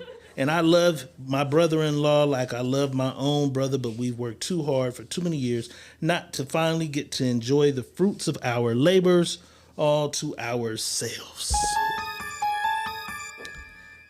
It's time to ask Dr. Real. Okay.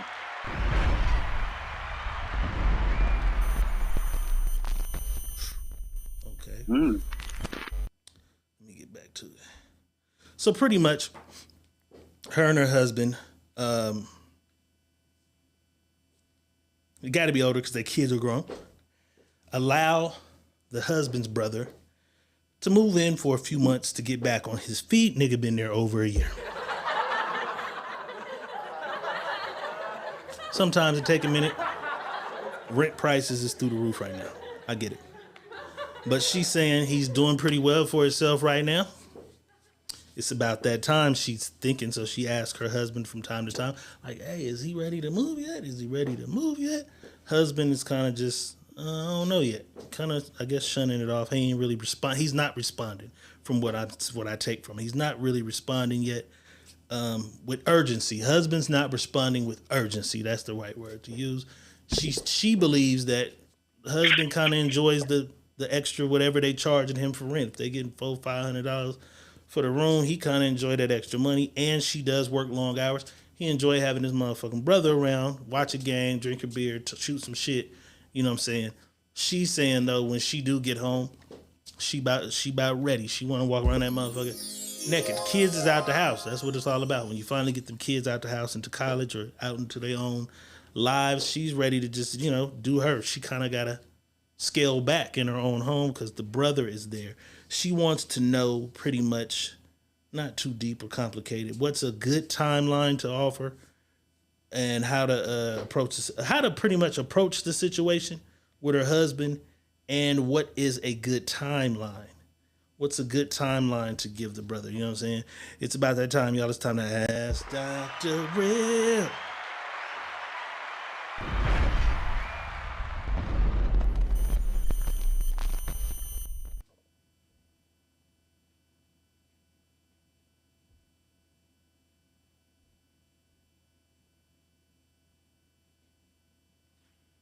Let's go into this real fast.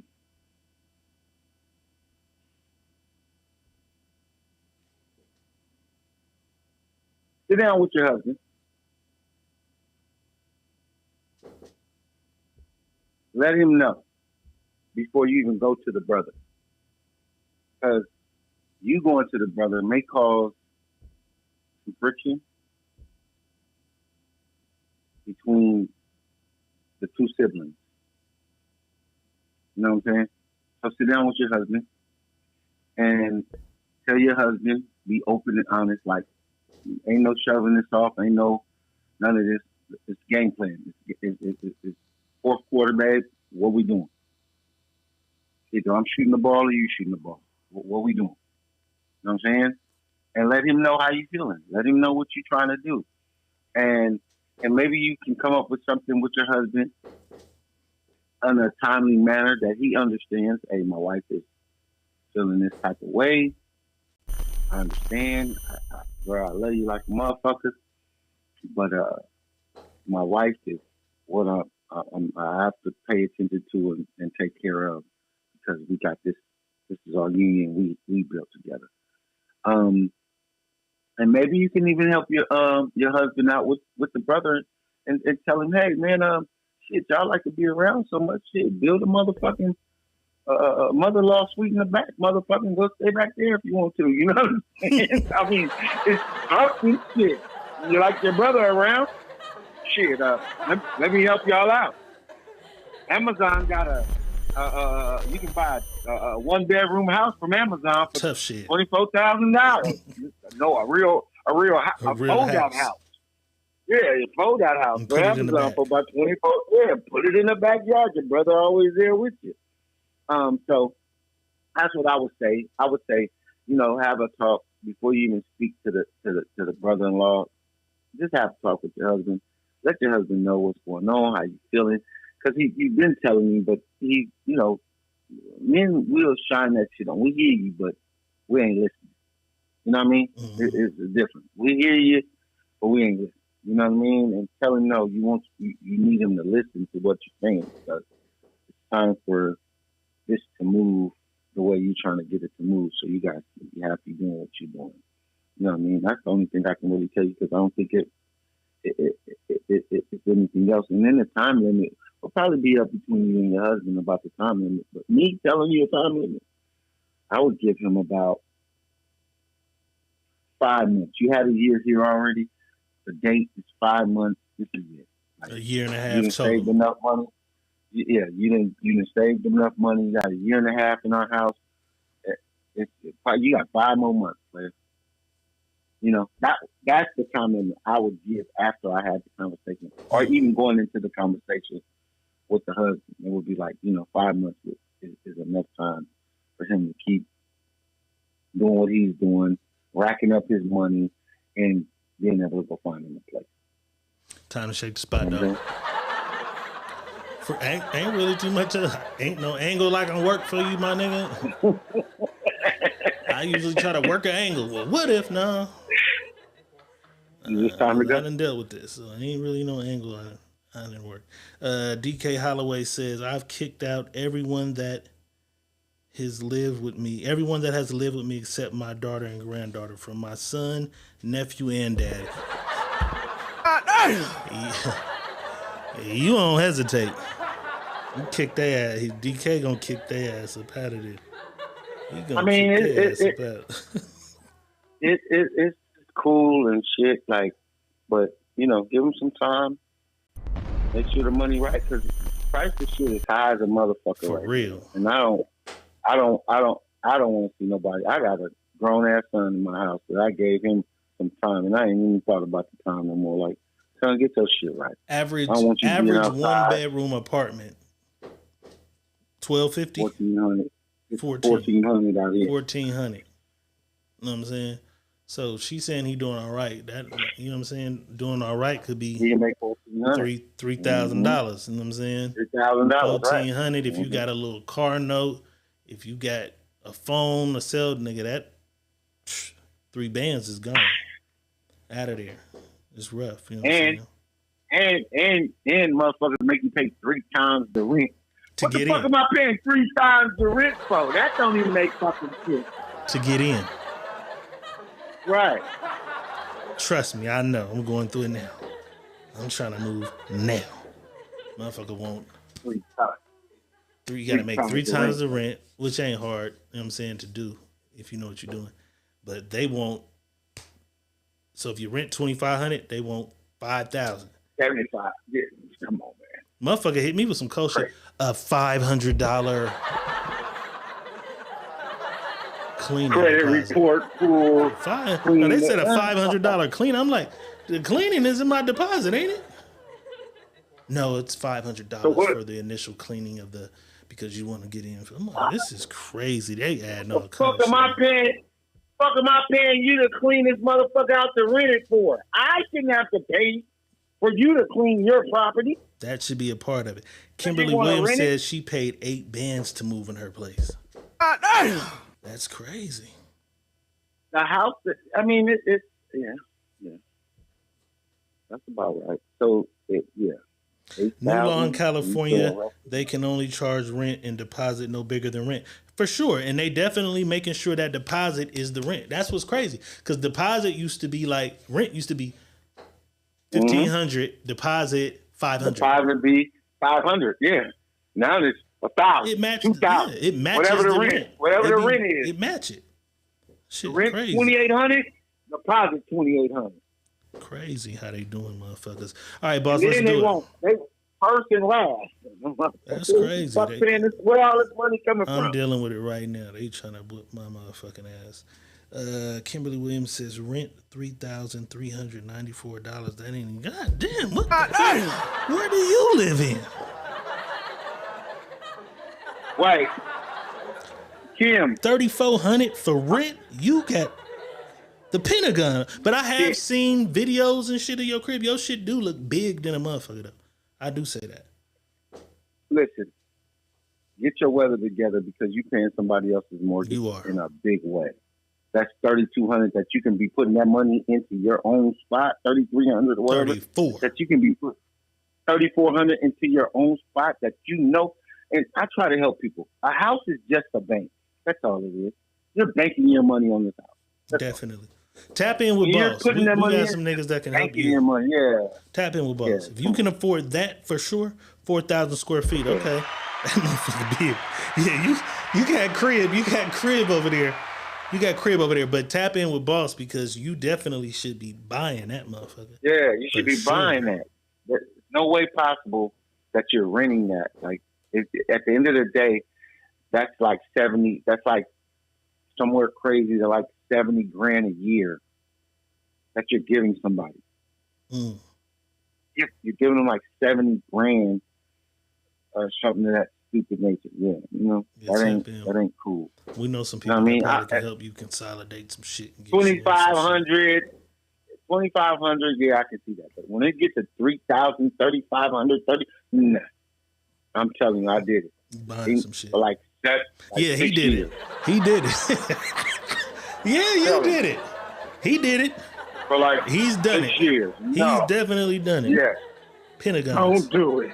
Pentagons. Yeah, don't do it. All right, I need everybody Don't to pay very, very close attention. Look at the screen. Look at the screen and tell me which of these things do you hear. Read them all.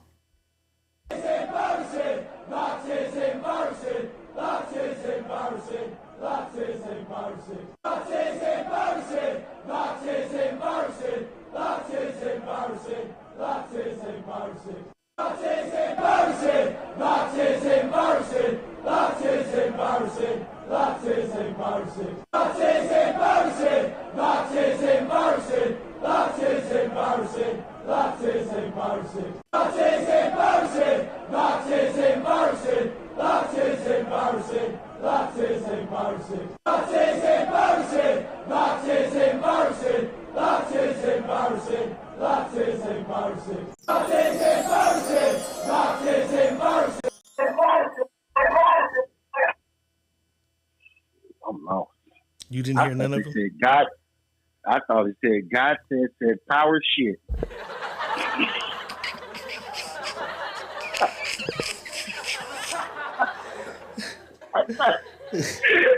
That's what I heard. I heard him say God said power shit. Power shit. What the fuck are we listening to? That shit is crazy. It fucked me up because I could hear every single one of them things it said. As I read it, that's what I heard. As I read one, I heard it. Huh? Q-Ball said he heard green.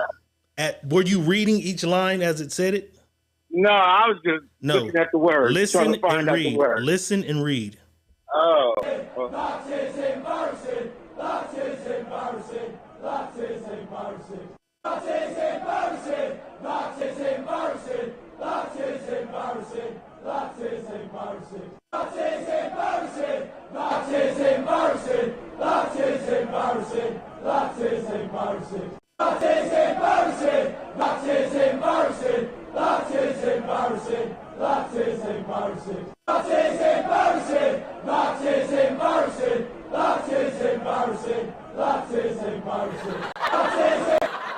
That shit.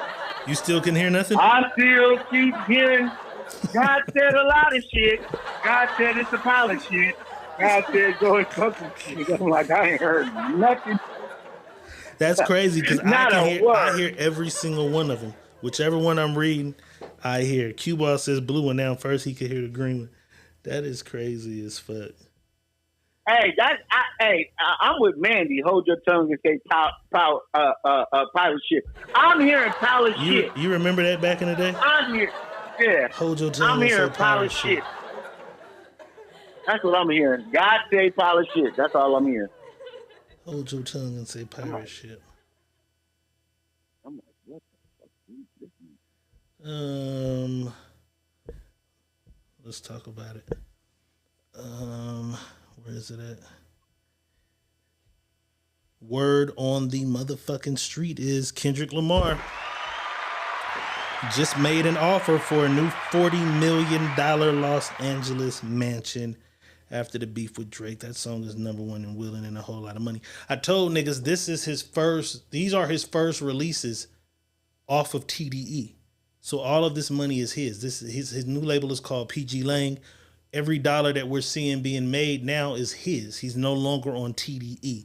I think it was a power move for his money. and a setup and a rollout for an album that's coming. This is an overhead view of the alleged mansion. Oh, my Lord. Alleged mansion. My Lord. That's how Kim living over there. Kim got 4,000 feet. What is that? 15,000? What is that? That's about 20,000. 30,000. Yeah, that's crazy. Yeah. That's like 4 homes in one. If you can break that house up and see 4 homes in it, just from this picture. Yep, you can. You can see 4 homes. 5,000 square foot homes. Yeah, with homes in that picture. Shout out If you Kendrick. just break that motherfucker up and look at it. Shout out Kendrick. All right, boss. Boy, We got ain't really mega got crib. too much sports shit, but you know we gotta do a little bit. We down to the last 4 motherfucking teams. It's the final 4 of the NBA season. Western Conference Championship, Eastern Conference Championship. I felt like Oklahoma got robbed the other night, so I want Dallas gone. I'll say that first. But, boss, out of these 4, I need 2 answers. Who do you see in the finals, and who do you see winning it all? Number 5 and number 0 in green. I like that. Minnesota, Boston is also my pick. I'm rooting for Minnesota because I really like the boy right there, number 5. I just logically looking at the game, I feel like Boston is gonna win it. I feel like Boston will win it. What are you saying? You saying 5? You saying Minnesota, Boston? Who do you see winning it all between them 2? I see 5 winning coming out on top. It's 5. I'm just going to say this, though, and I'm not being biased. If Boston don't get Porzingis back, they'll fuck around and lose Indiana. They're going to fuck around and lose Indiana.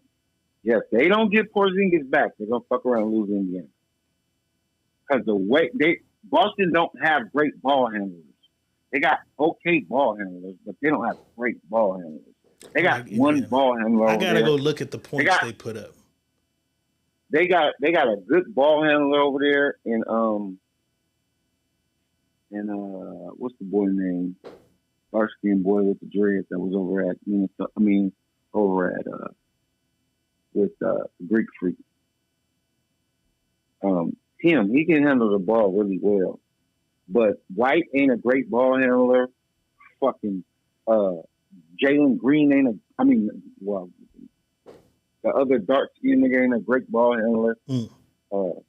So Drew Holiday. That's right. Thank you, Hank. Mm-hmm. Holiday is a great ball handler. But the pressure them young niggas put on the Indiana, when they put that pressure on you, full court, well, it's a different ball game, man. So I'm saying I ain't really locked on to Indiana this year. I was rooting. I was rooting for the Knicks. I was rooting for Oklahoma, and they both gone now. So now I got to focus on these 4. I'm rooting for Minnesota. I think Boston's going to come out victorious. Minnesota's going to win it, bro. Because he just did something nobody thought he could do. What year is this for him? Because this is his come out year. His 4. Name is in everybody's mouth. He's the nigga right now. I think it's 4. Okay. 3 or 4. Okay. I told you. There's only 2 dogs in the NBA right now that I'm saying that is niggas that don't give a damn about who you are, what you are, and gonna get in your face. On this picture. And just him. He's the only one. You got Tatum fucked up, man. You got Tatum too much credit. Got Tatum fucked up. Y'all get Tatum too much credit, bro. Up. You got Tatum I'm fucked not up. saying it. I'm not saying he ain't good.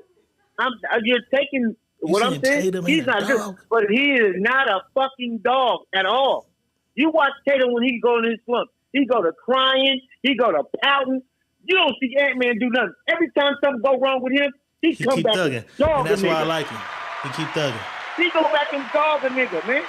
And you know who else is like that? With a 3, he'll come back. Oh, nigga hit a 3 on him. He'll come back and answer with 1. You know what I'm saying? And you know who else is like that? Who? John Morant. John Morant. That John little Morant, bring your motherfucker, ass man. to L.A. That little Bring your motherfucker, ass boy. to L.A., John Morant. You know what I'm He saying? don't give them are dogs. Like they don't give a fuck who's on the court, who you think you is, who you may think you may be.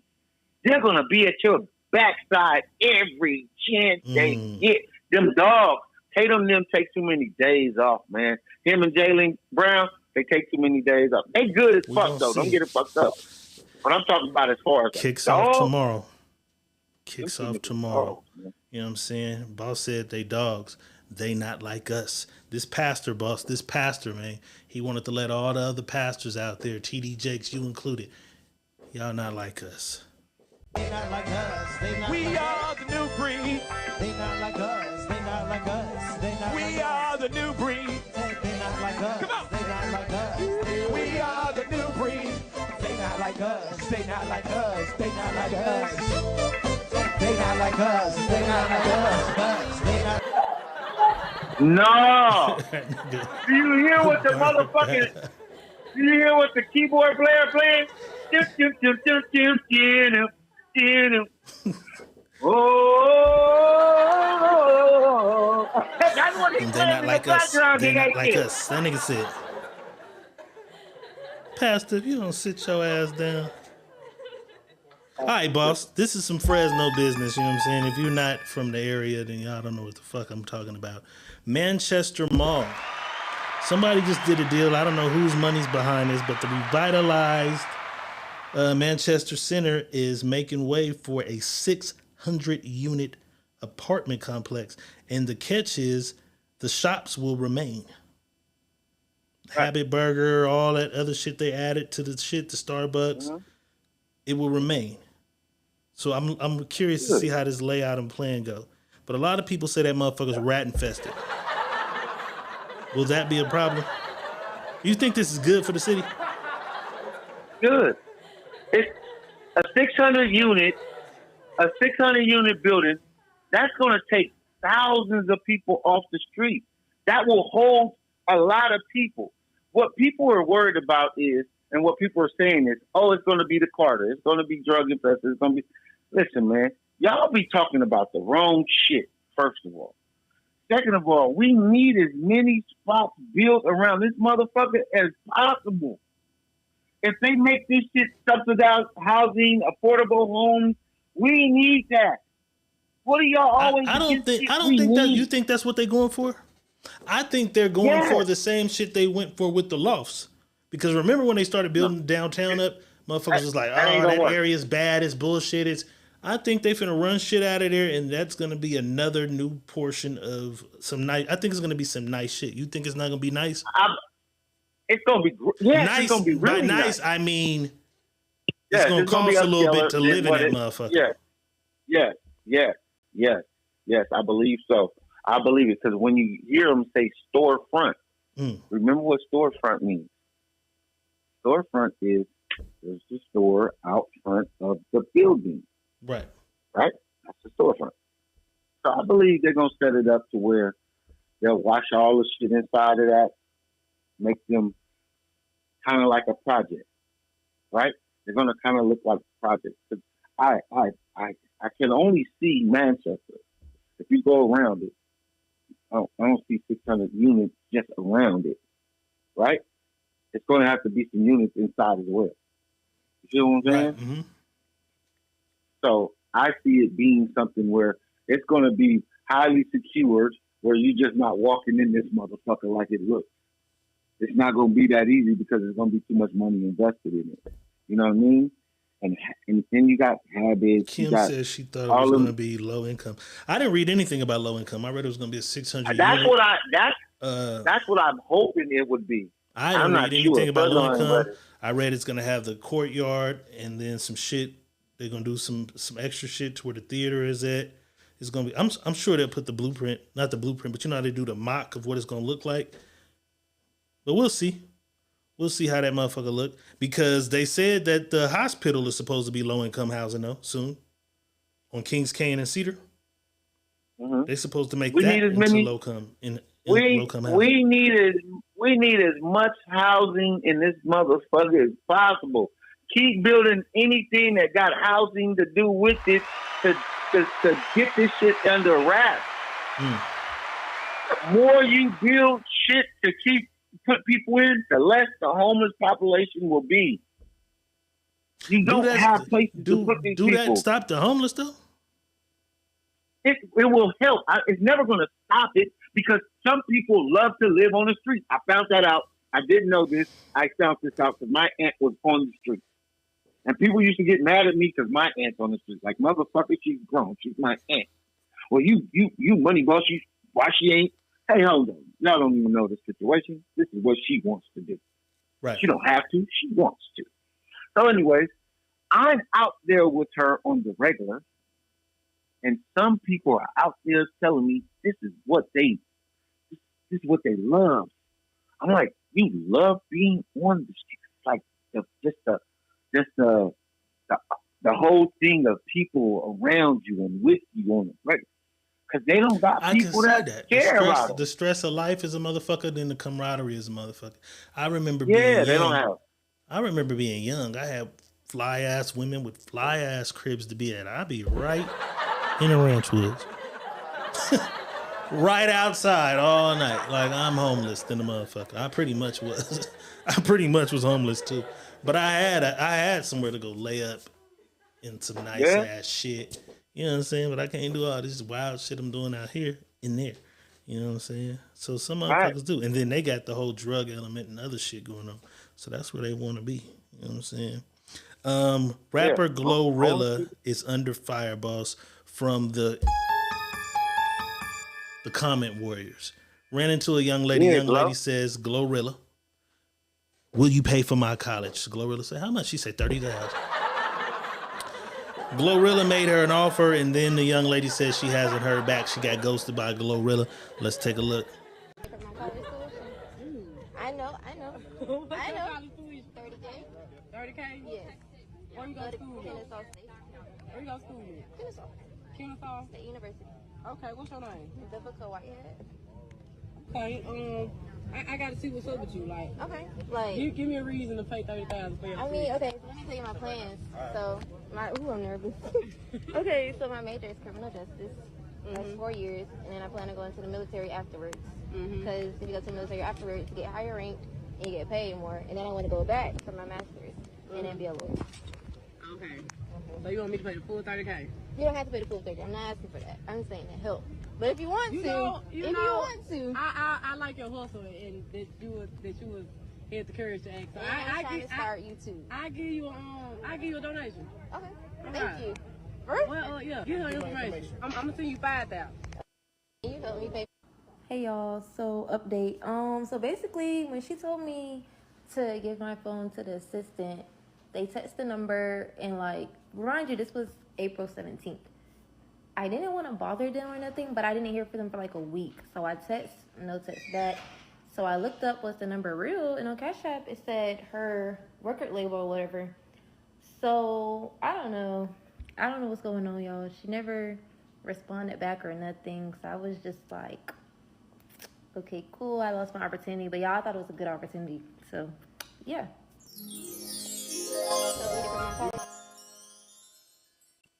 Yeah, Glow. Some people on the internet feel like Glow is wrong for ghosting her. If you're going to do it, say, hey, you know what? I'm still going to do it in 6 months. Some people feel like, bitch, you didn't give her 2 weeks. Based on the interaction you saw and her saying she's texting the number or whatever. Especially after her now putting out a new video and shit about low-key being. But she didn't seem uptight or mad or upset. Like she said, I took my shot. You think she's being ghosted? You think Glow was pump faking?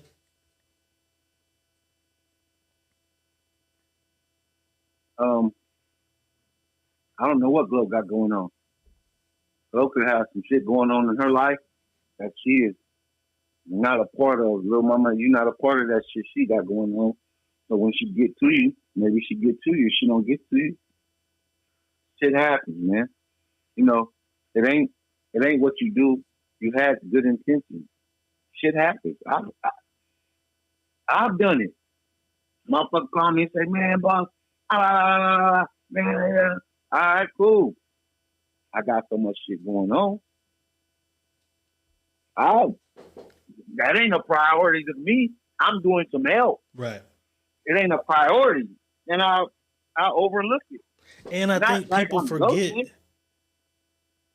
Glorilla got 12 cousins, 6 brothers, 9 nephews, 10. Right. Boss, you know, that's your life. Boss, can you help my son with the football? I got 6 kids in my family who need help with football or ballerina or cheer. You know what I'm saying? Mm-hmm. Kids with kids with kids with kids, and you know what I'm saying? So sometimes the intention is there in the beginning, but you ain't even thinking about, like, damn, I'm supposed to do this for Joe. Your auntie called. The nigga that's holding that phone that took the number, like, nigga, your auntie said, like, fuck, little mama college gotta wait. She gotta wait.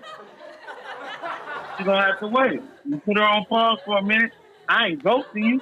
I'm just putting you on pause. You gotta wait.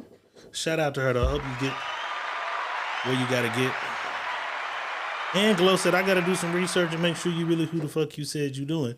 You are who you are, I mean, and doing what you're supposed to be doing. Like, motherfucker gotta kind of verify. Because it was a lady that raised, that was crazy. It was a lady that found a homeless man. She raised like $100,000 for him. He couldn't get...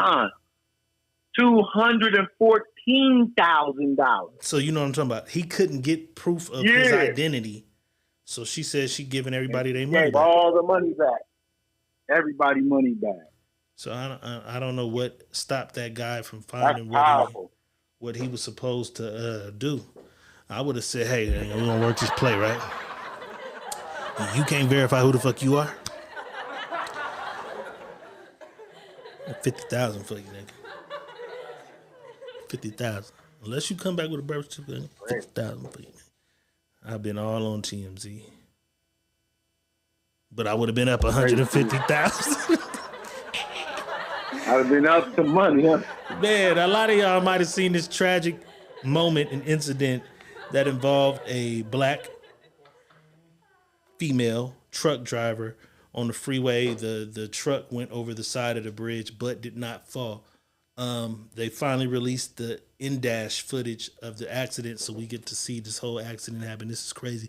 Let's take a look at that. I seen it.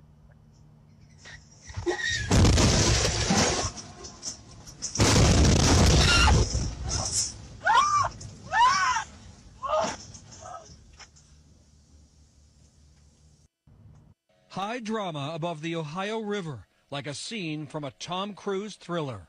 There's a semi hanging over the edge of the bridge with cab hanging over the water. A tractor trailer dangling from the Clark Memorial Bridge, and a rappelling firefighter trying to pluck its female driver to safety.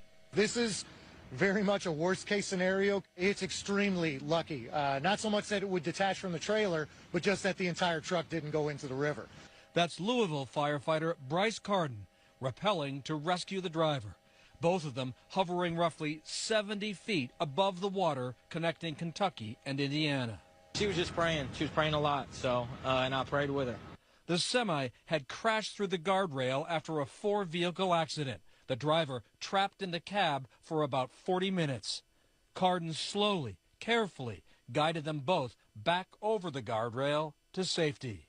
Once I reached her, she was super calm, collected, and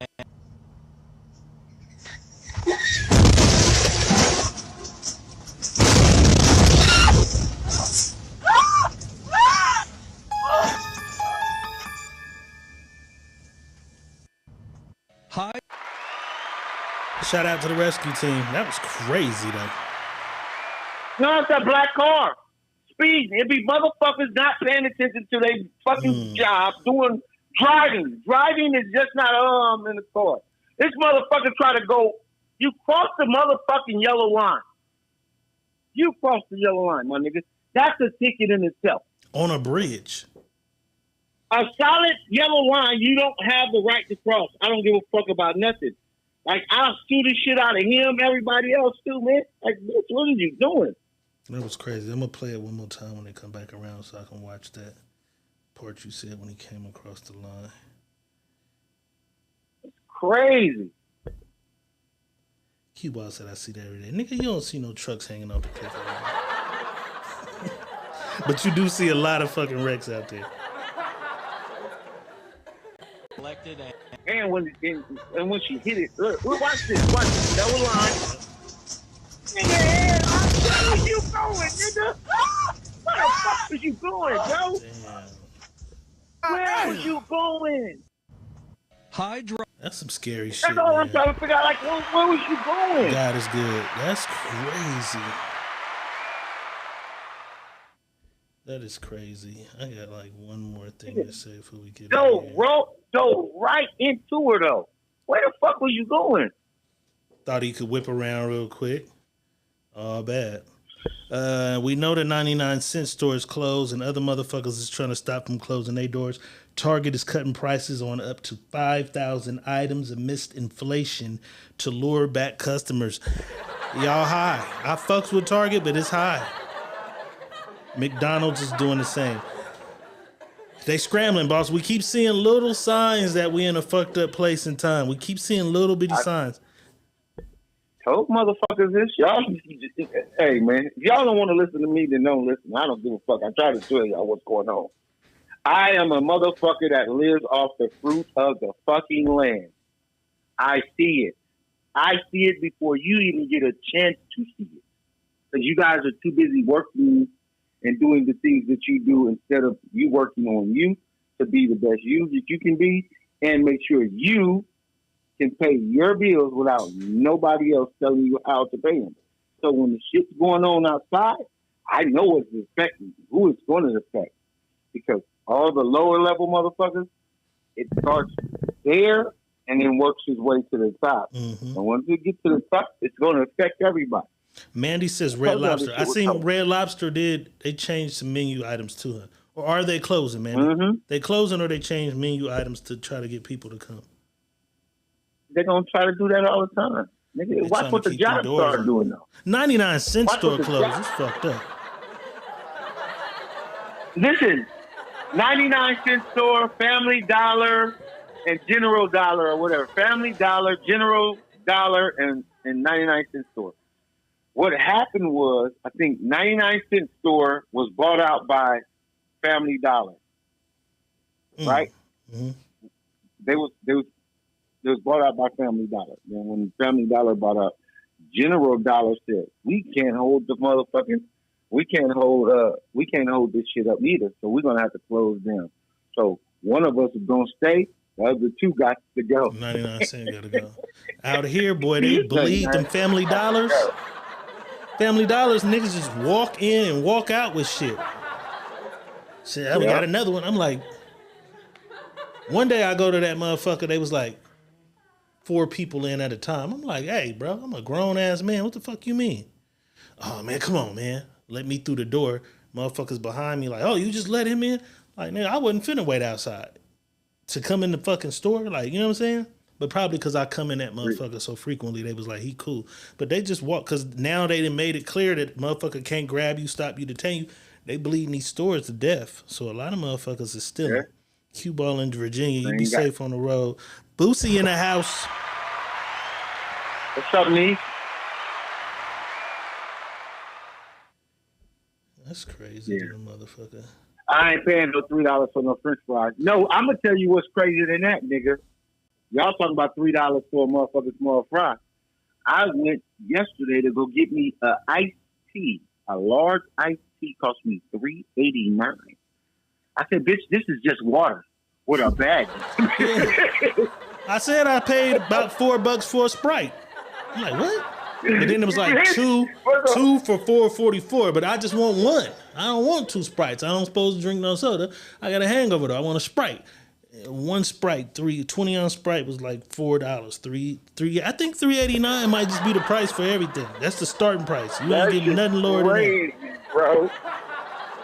For an iced tea, I said, boy, they whooping ass right now. That's crazy to the motherfucker, man. I tell y'all, be patient, be careful, be very aware of how and what you're spending your money and how you're spending it. If it's not being spent to make money, don't spend it. If it's something that's a necessity, go get it. If it's something that's a want, put it on the back burner for 3 or 4 weeks and then go get it. But Let's do a play little this bit game of they're playing right now. let's do a little bit of co-parenting. This dad calls his 10-year-old daughter, and shit kind of went left. Let's take a look.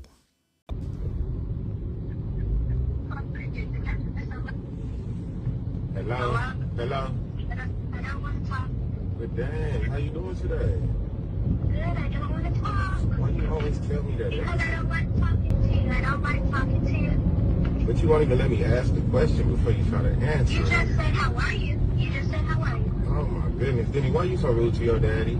I don't like talking to you. But that doesn't give you a reason to be rude. You gotta honor your mother and your father, sweetheart. Okay, I don't want to talk. I get that much, but you don't have to be rude about it. I said I don't want to talk. I know that. I heard you the first 4 times, but you still need to stop being rude. That's the whole thing about it. I'm telling you something and you're not listening. Because I'm the parent, you can't tell me nothing. That's the thing. I can express my feelings. You definitely can, but you can do that without being rude as well. That's the whole thing. That's the key. Okay, You don't be rude and you don't be disrespectful. Okay, but you don't have to talk over me either. But you don't have to talk over me. So if you don't want to talk and you're going to talk over me, you could just be quiet and let me say what I got to say. You get that from your mama. But I love you and I miss you anyway. Bye-bye.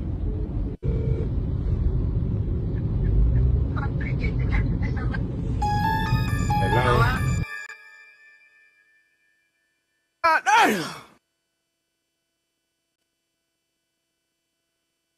My bad. I was trying to find a comment I seen. Because I can always expect her to show the fuck up. Camille Gatsby says, respect a child's feelings. We don't know what their relationship is. Him recording shows red flag. She gone, my nigga. Like at that point, she gone.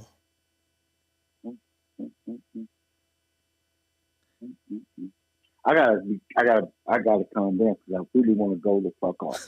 I do, but I'm trying to. That comment was called. So let me address it first. I want to really, yeah. Camille, when respect, you gotta respect a child's feeling, but a child is still a child. And if you're a parent who's already forced to parent outside of the home, you're already forced to parent outside of the home. So I get certain days, I can call and get the phone handed over.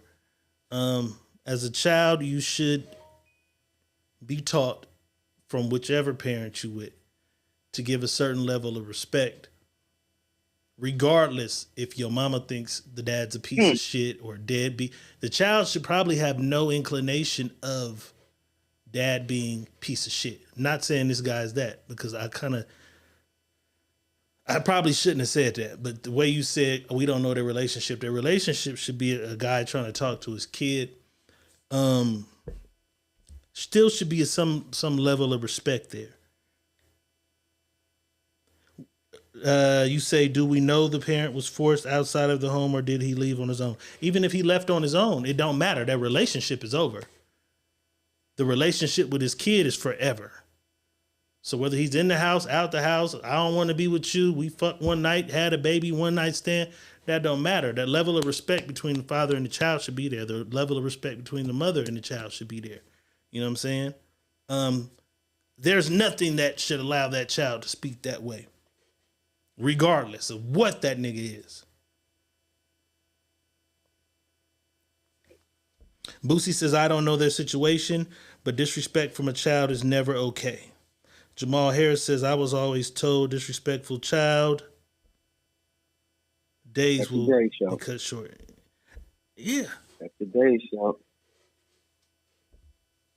I've learned and I've seen that a motherfucker who move in a manner like that with parents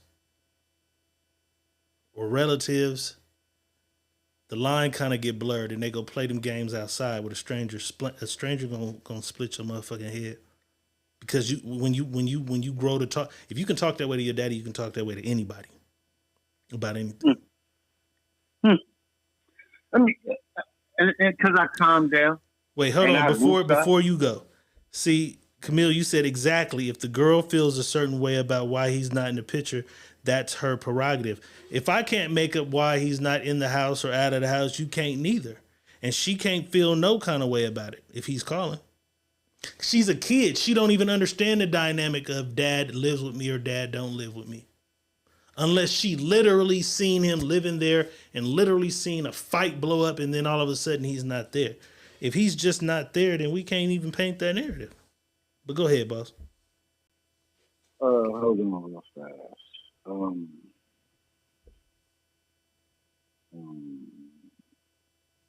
I'm just going to say this. I mean, this ain't even close to me. Because this thing got nothing to do with me at all. That's something to do Camille, with I'm going to ask you this then. If you're the mother, she's 10. Do you sit and let your child talk to her father like that?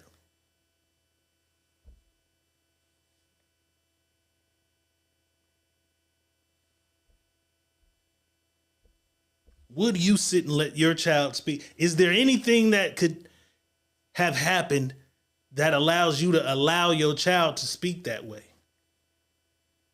to their father?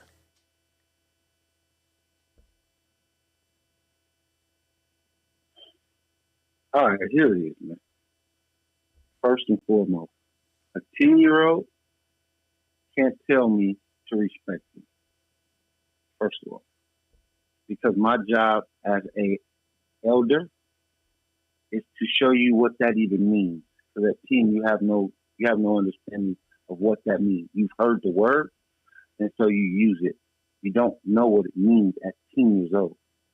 So you're using something that you're hearing. Second of all, my job is to guide you and to help you through something that you're going through. You may not know what you're going through at this time. And this is why I have problems with these motherfuckers allowing these kids to say and do shit that they feel like is okay. Stop being friends with your fucking kids and be a parent. Because once you're a friend with them, they're going to treat you as a friend, period. So it's going to come a time when that child says something that you know for a fact is disrespectful. Backhand or front hand, you pick and choose, use it. Because if you don't place them, in their place is in your place. And a child's place is never in a parent's place. Ever. I don't give a fuck what you think, how you think. A child's place, a child. Remember what I'm telling you guys. A child's place is never in a parent's place. Camille Gatsby says, I have a son. And if he doesn't want to talk to his dad, it's because his dad didn't follow through on something. If he doesn't want to talk to him, that's on him. That's kind of crazy to me. That's crazy. Let me interact with that real fast, okay? When that daddy didn't show up for that child, what did you tell that child? What was your, he went to you when his daddy didn't show up like he was supposed to. He came to his mama and asked his mama a question, right? So his mama had to give him an answer or had to console him in some type of way. What was your consoling when his daddy didn't show up like he was supposed to? There was a part in there that happens all the time, right? So when a child and a father, even their mother, says something and don't do it for the child, there's another parent there to now slight it. Either I'm going to slight it or I'm going to hold it accountable. Period. It's no other way. So if you're not holding it accountable and you say, shit, that's just your daddy. You know how he do. Now there's the trigger. I didn't say you did that. I'm saying if this happens. Or you say, hey, son, maybe the dad had something going on and something happened. So maybe he's going to come back around and come get you. Now he's keeping that in there. Okay, my dad just didn't leave me on the limb. My dad just didn't say nothing to me and said, fuck me. It's a communication part because this is a child. He only knows exactly what's going on between the parents when they're pulling teeth. So if he's not trying to get, if the dad don't have your back, then the kid's going to start some kind of way about you. If you don't have the dad's back, he's gonna find some kind of way about his dad. It just happens, man. That's why I be telling people co-parenting. Remember we had to think about the co-parenting. That was a great thing that they had going on with their son. If you got any harsh feeling about what happened in your relationship with your baby daddy, and you show any kind of anything to them kids, and them kids see it, somebody ain't gonna get lost. That's just how it works. And it's hard because that woman is a human. So she's gonna say shit, she's gonna do shit, and the child pick it up, and that's who the child is in the house with. Camille, you said being a parent is teaching your child to know themselves and how to communicate their feelings. Him saying he don't want to talk to him, that's not communicating at all. That's not communicating your feelings. Communicating would be able to get on the phone and say, I thought you said Dad, you was did coming X, Y, and Friday. Z. You didn't come Friday. Why you mad at me, son? Because you said you was coming Friday. You didn't come Friday. Bingo. I got called into Bingo. work. I had to pick up an extra day of work. That's communicating. Just saying I don't want to talk to you, I don't want to talk to you is crazy to me. But everybody raise their village the way they raise their village and do y'all shit. You know what I'm saying? Listen, and this is not to each his own. Because parenting don't come with a handbook. You learn as you go. Parenting is something that you're going to learn on the fly. The way you treated your first child, you might find out some things that you did wrong, so you do things differently with your second child. After your second child, you find out you may have did something wrong with the first and your second child, so you do other things different with the third child. Things happen in that nature. When a little child can get on the phone and tell a parent, I don't want to talk to you because I don't want to hear you. A child don't even have a fucking right to say that. That's crazy. A child don't have no right to say that. That's crazy. A child, a 10-year-old child don't have the right to say that. Camille Gasky says that maybe she didn't have the words at the time he called her. Maybe she didn't. He said, you can just sit here and listen to me talk. Listen, she has the option to not listen to me talk. That is crazy.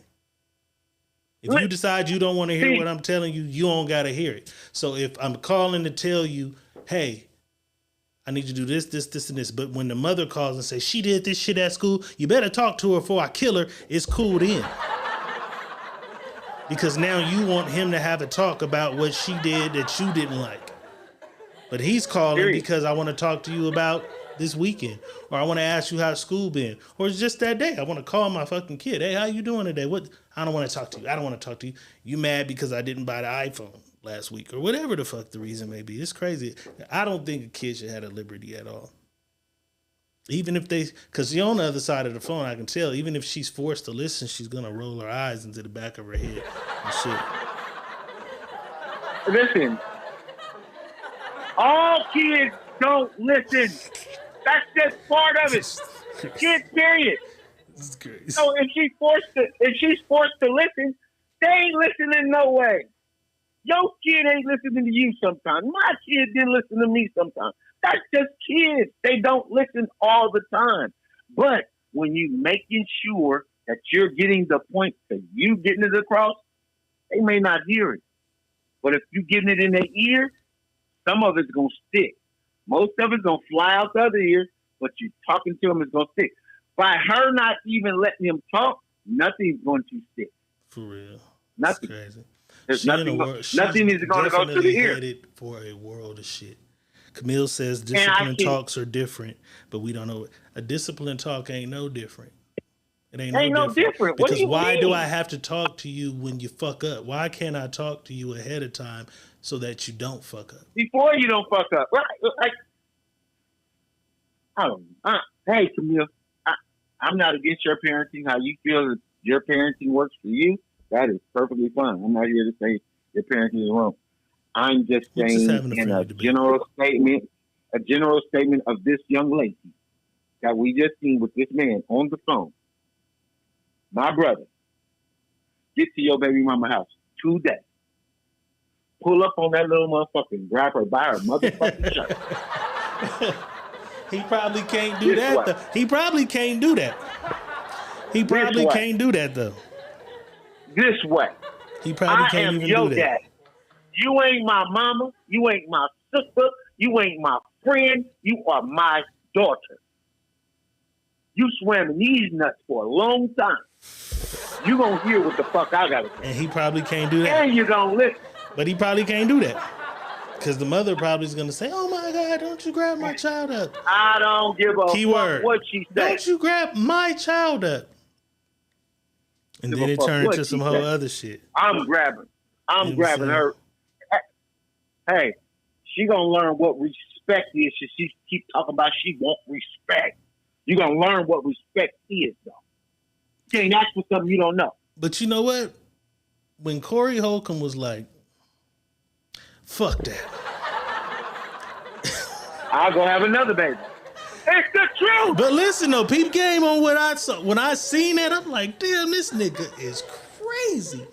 But I heard this and I said, damn, she gone. She 10. All my recollection as a kid begins at like 8, where I can vividly remember shit at around 8 years old, like 3rd grade. The attitudes, the calls to the office, at 10 and you there, you gone. Right.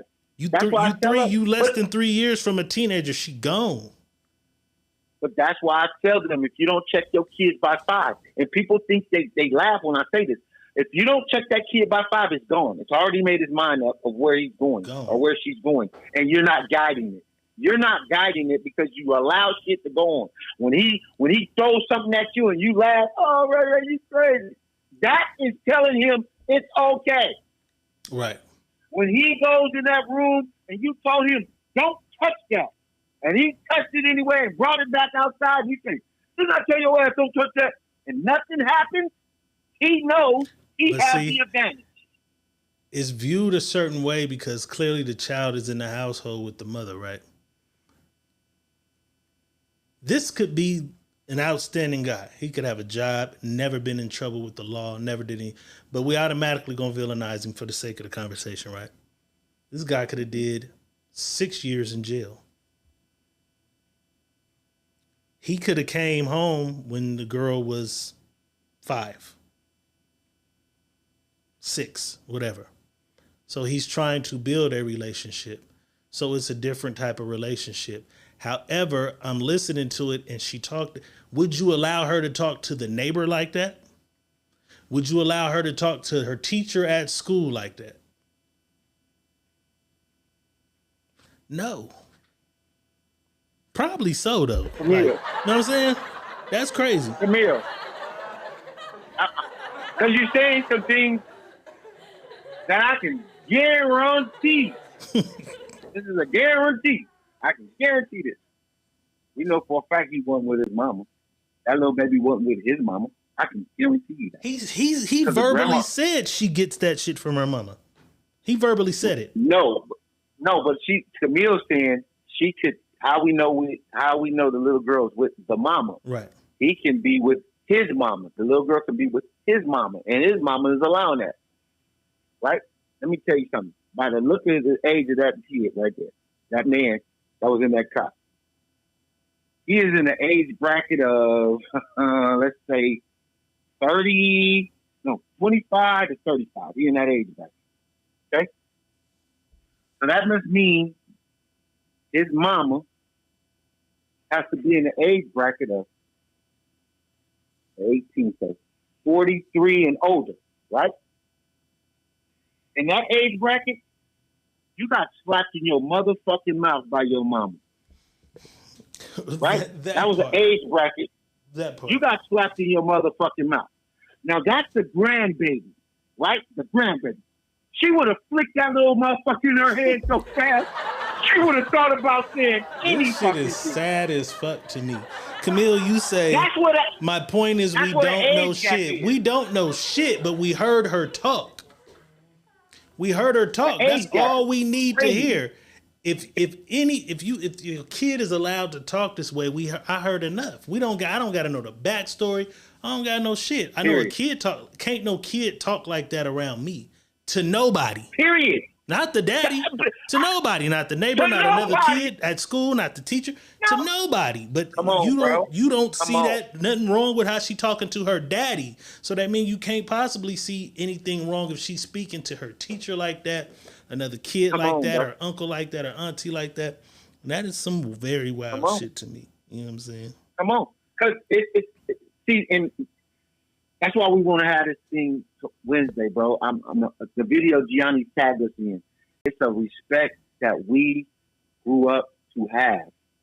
Older, as you in your 40s, I'm going to say above 40. So say 43 on up.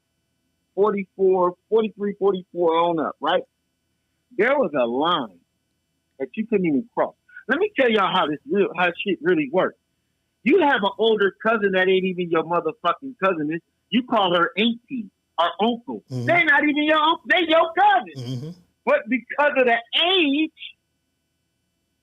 and the way you was taught and brought up, you called them aunties and uncles because you respected them. The respect is no longer here.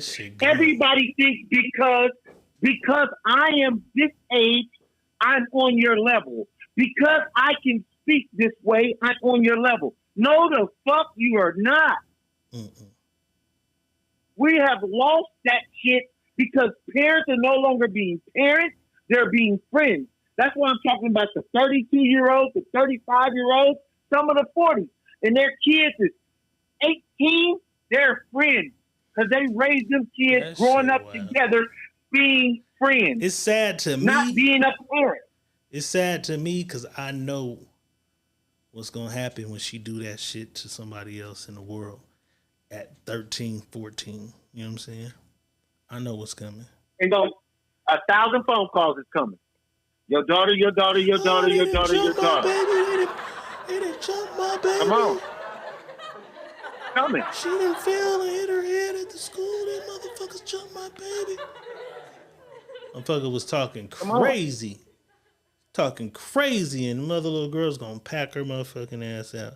I don't know. It's sad. And that's what's gonna happen. The verbal, her verbiage was crazy. How do you, Camille? I don't know what video you was watching. I really don't know what video you was watching. And maybe you from a different world, so that how she sounded, you don't get it. It don't translate to you. Maybe I don't know. Because you're saying just because she didn't say. Dad, I don't feel like talking to you right now. I don't feel. What you want? I told you I won't talk to you. So if that's what you took from that, you could have seen her head. I could have seen her little ass head. Them beads in that little ass head. You want to take? She said because she didn't say she said she didn't want to talk. Wow. Okay. Wow. All right. I don't know what conversation you heard. I don't know. You heard a whole nother conversation. Somebody wants you to play it again. All right, I'm going to play that motherfucker again. Andrea Alvarez can play it again.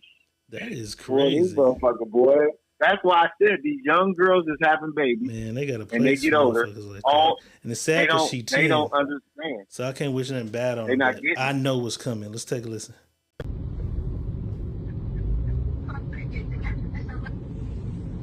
Hello? Hello? But dang, how you doing today? Good, I don't want to talk. Why you always tell me that? Because I don't like talking to you. I don't like talking to you. But you won't even let me ask the question before you try to answer. You just said, how are you? You just said, how are you? Oh my goodness. Denny, why you so rude to your daddy? I don't like talking to you. But that doesn't give you a reason to be rude. You gotta honor your mother and your father, sweetheart. Okay, I don't want to talk. I get that much, but you don't have to be rude about it. I said I don't want to talk. I know that. I heard you the first 4 times, but you still need to stop being rude. That's the whole thing about it.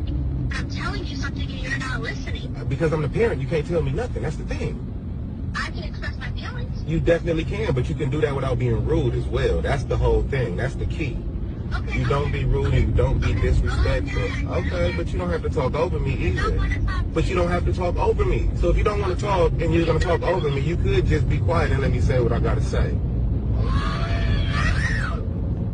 You get that from your mama. But I love you and I miss you anyway. Bye-bye. And hung up in his face. That part. And hung up in his face. And this, because I didn't even say it, because I already took it as this. He's filming because she had already hung up in his face. So he said, "Film me as I call back." And now I'm just guessing again. But clearly he knew what was coming when she answered the phone, because he just went through this.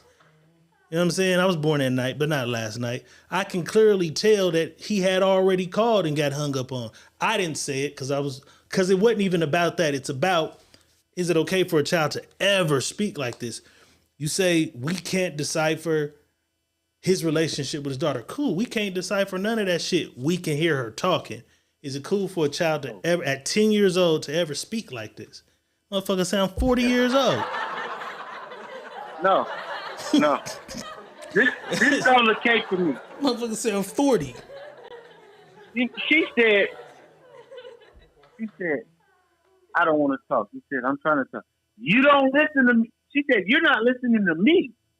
Who the fuck are you to be listening to you? Camille said now he's harassing her.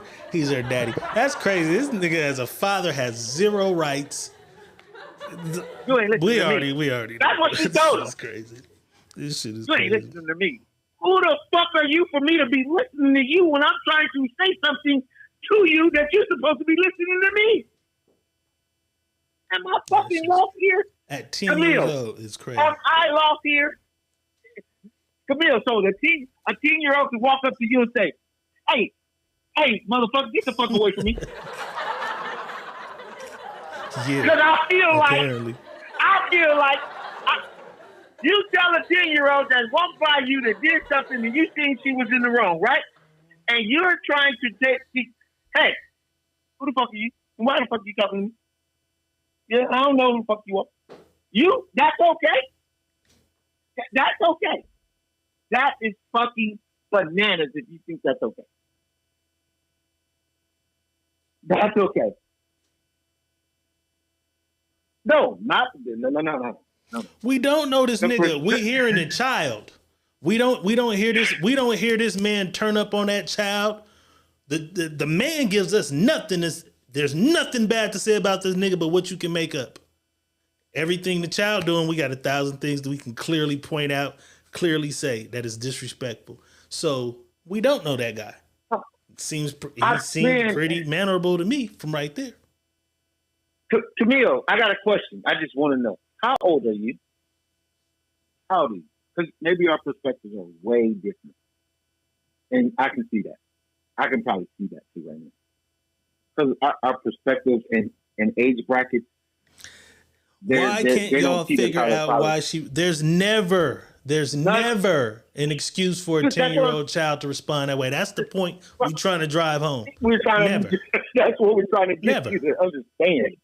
There's no point. She don't have a reason ever to speak other than when they say if he hit you, you hit them back. Never.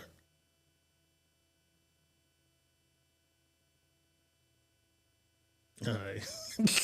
Money Making Motivation Mondays, Secret Menu Podcast. We glad y'all tapped in as always. This shit right here is drained. You heard me? Money Making Motivation Mondays. Money Boss Man, give us some words to get us to the hump. You know what I'm talking about it? Shit. This just humped me today.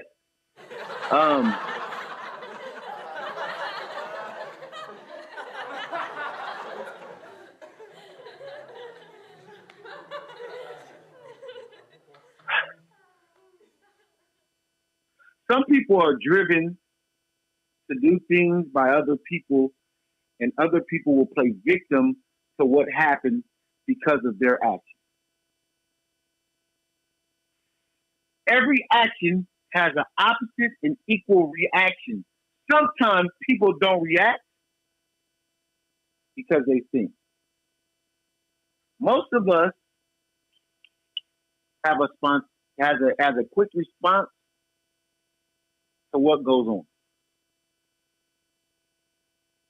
If everybody took the same approach, then we'll all be living in the same manner.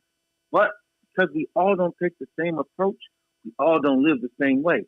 So what you see is bad, and what I see is evil, some people may say, just the way of life. We can't always pinpoint off a vision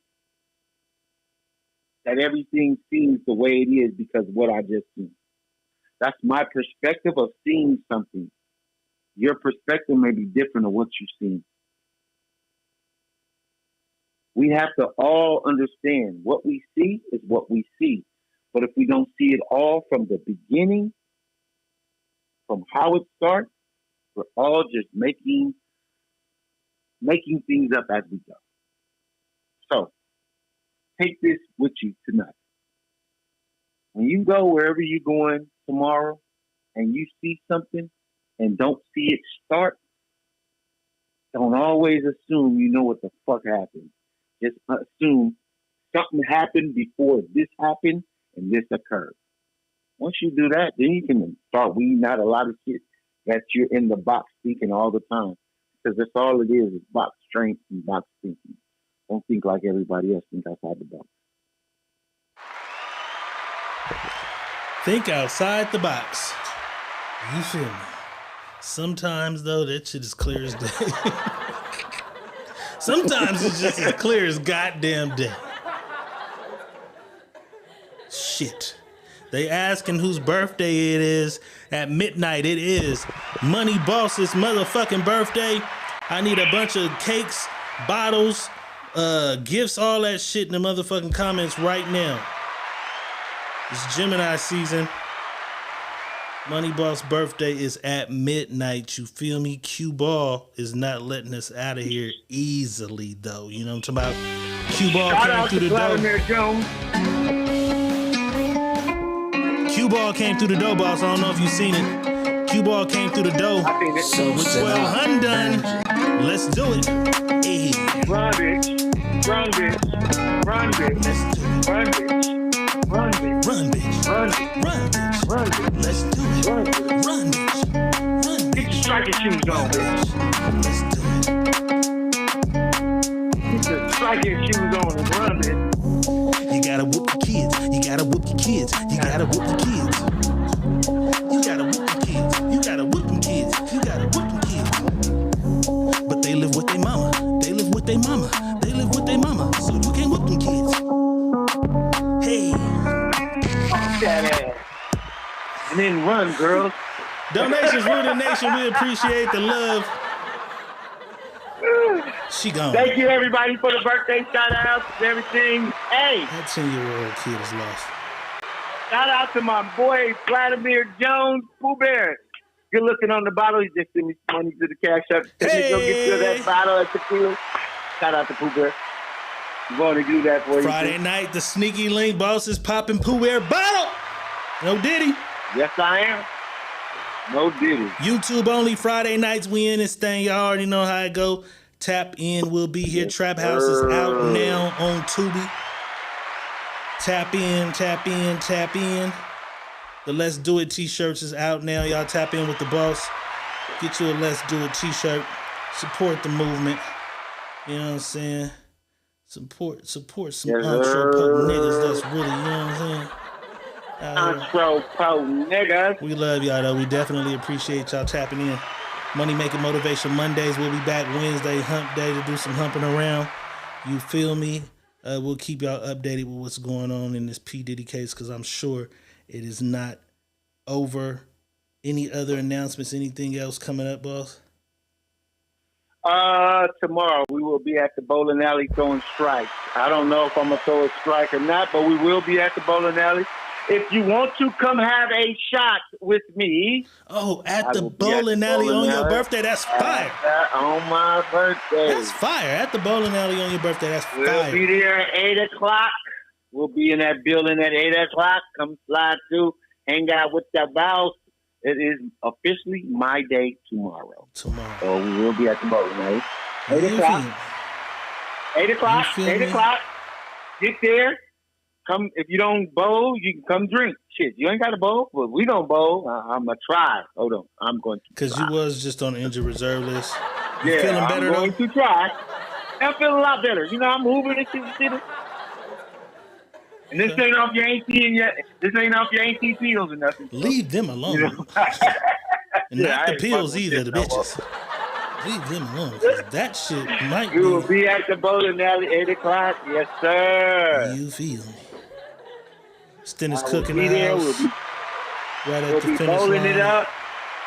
Andrea Albaran We'll be came bowling through it at up the end. tomorrow, y'all. I seen y'all. I didn't mean to play this shit again. I was trying to delete it out of the system. You definitely don't hear that. I want to call in there. Can I just go over there and whoop your kids? Yeah, damn. I did definitely not want to hear that no more. You know what I'm saying? Hey, Andrea Albaran, they close at 11 o'clock. So that's why we're going to be there at 8. The bowling alley, do? We ain't going to be there all night. Yeah, the bowling alley closed at 11 o'clock. So we'll pull up to the bowling alley at 8. Y'all pull up and fuck with the boss for his birthday. Happy birthday And to if the we feeling some boss. kind of way, we might even slide over to the strip club if we feeling some type of way. Lights. Just depending. Tonight, tomorrow night might be that night. You know what I'm saying? Tap in with the boss. We might pull up to the lights after the bowling alley. I don't know. We see what's up. See how it is. My nigga 12 in the house. As always, though, we appreciate y'all tapping in and rocking with us. We'll be back on Wednesday, hump day, to do some humping around. You heard me, no Diddy. But Diego Red is saying peace.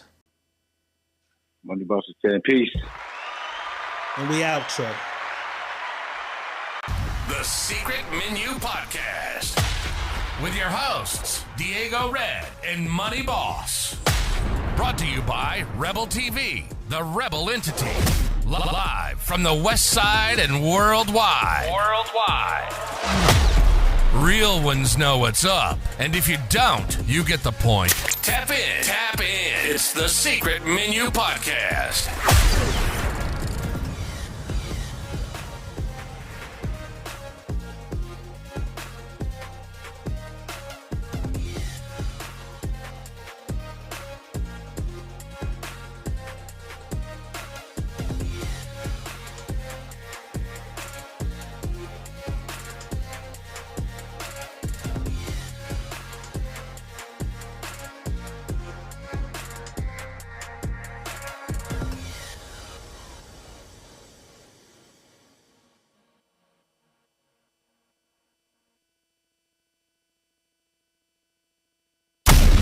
The Secret Menu Podcast with your hosts, Diego Red and Money Boss. Brought to you by Rebel TV, the Rebel entity. Live from the West Side and worldwide. Real ones know what's up. And if you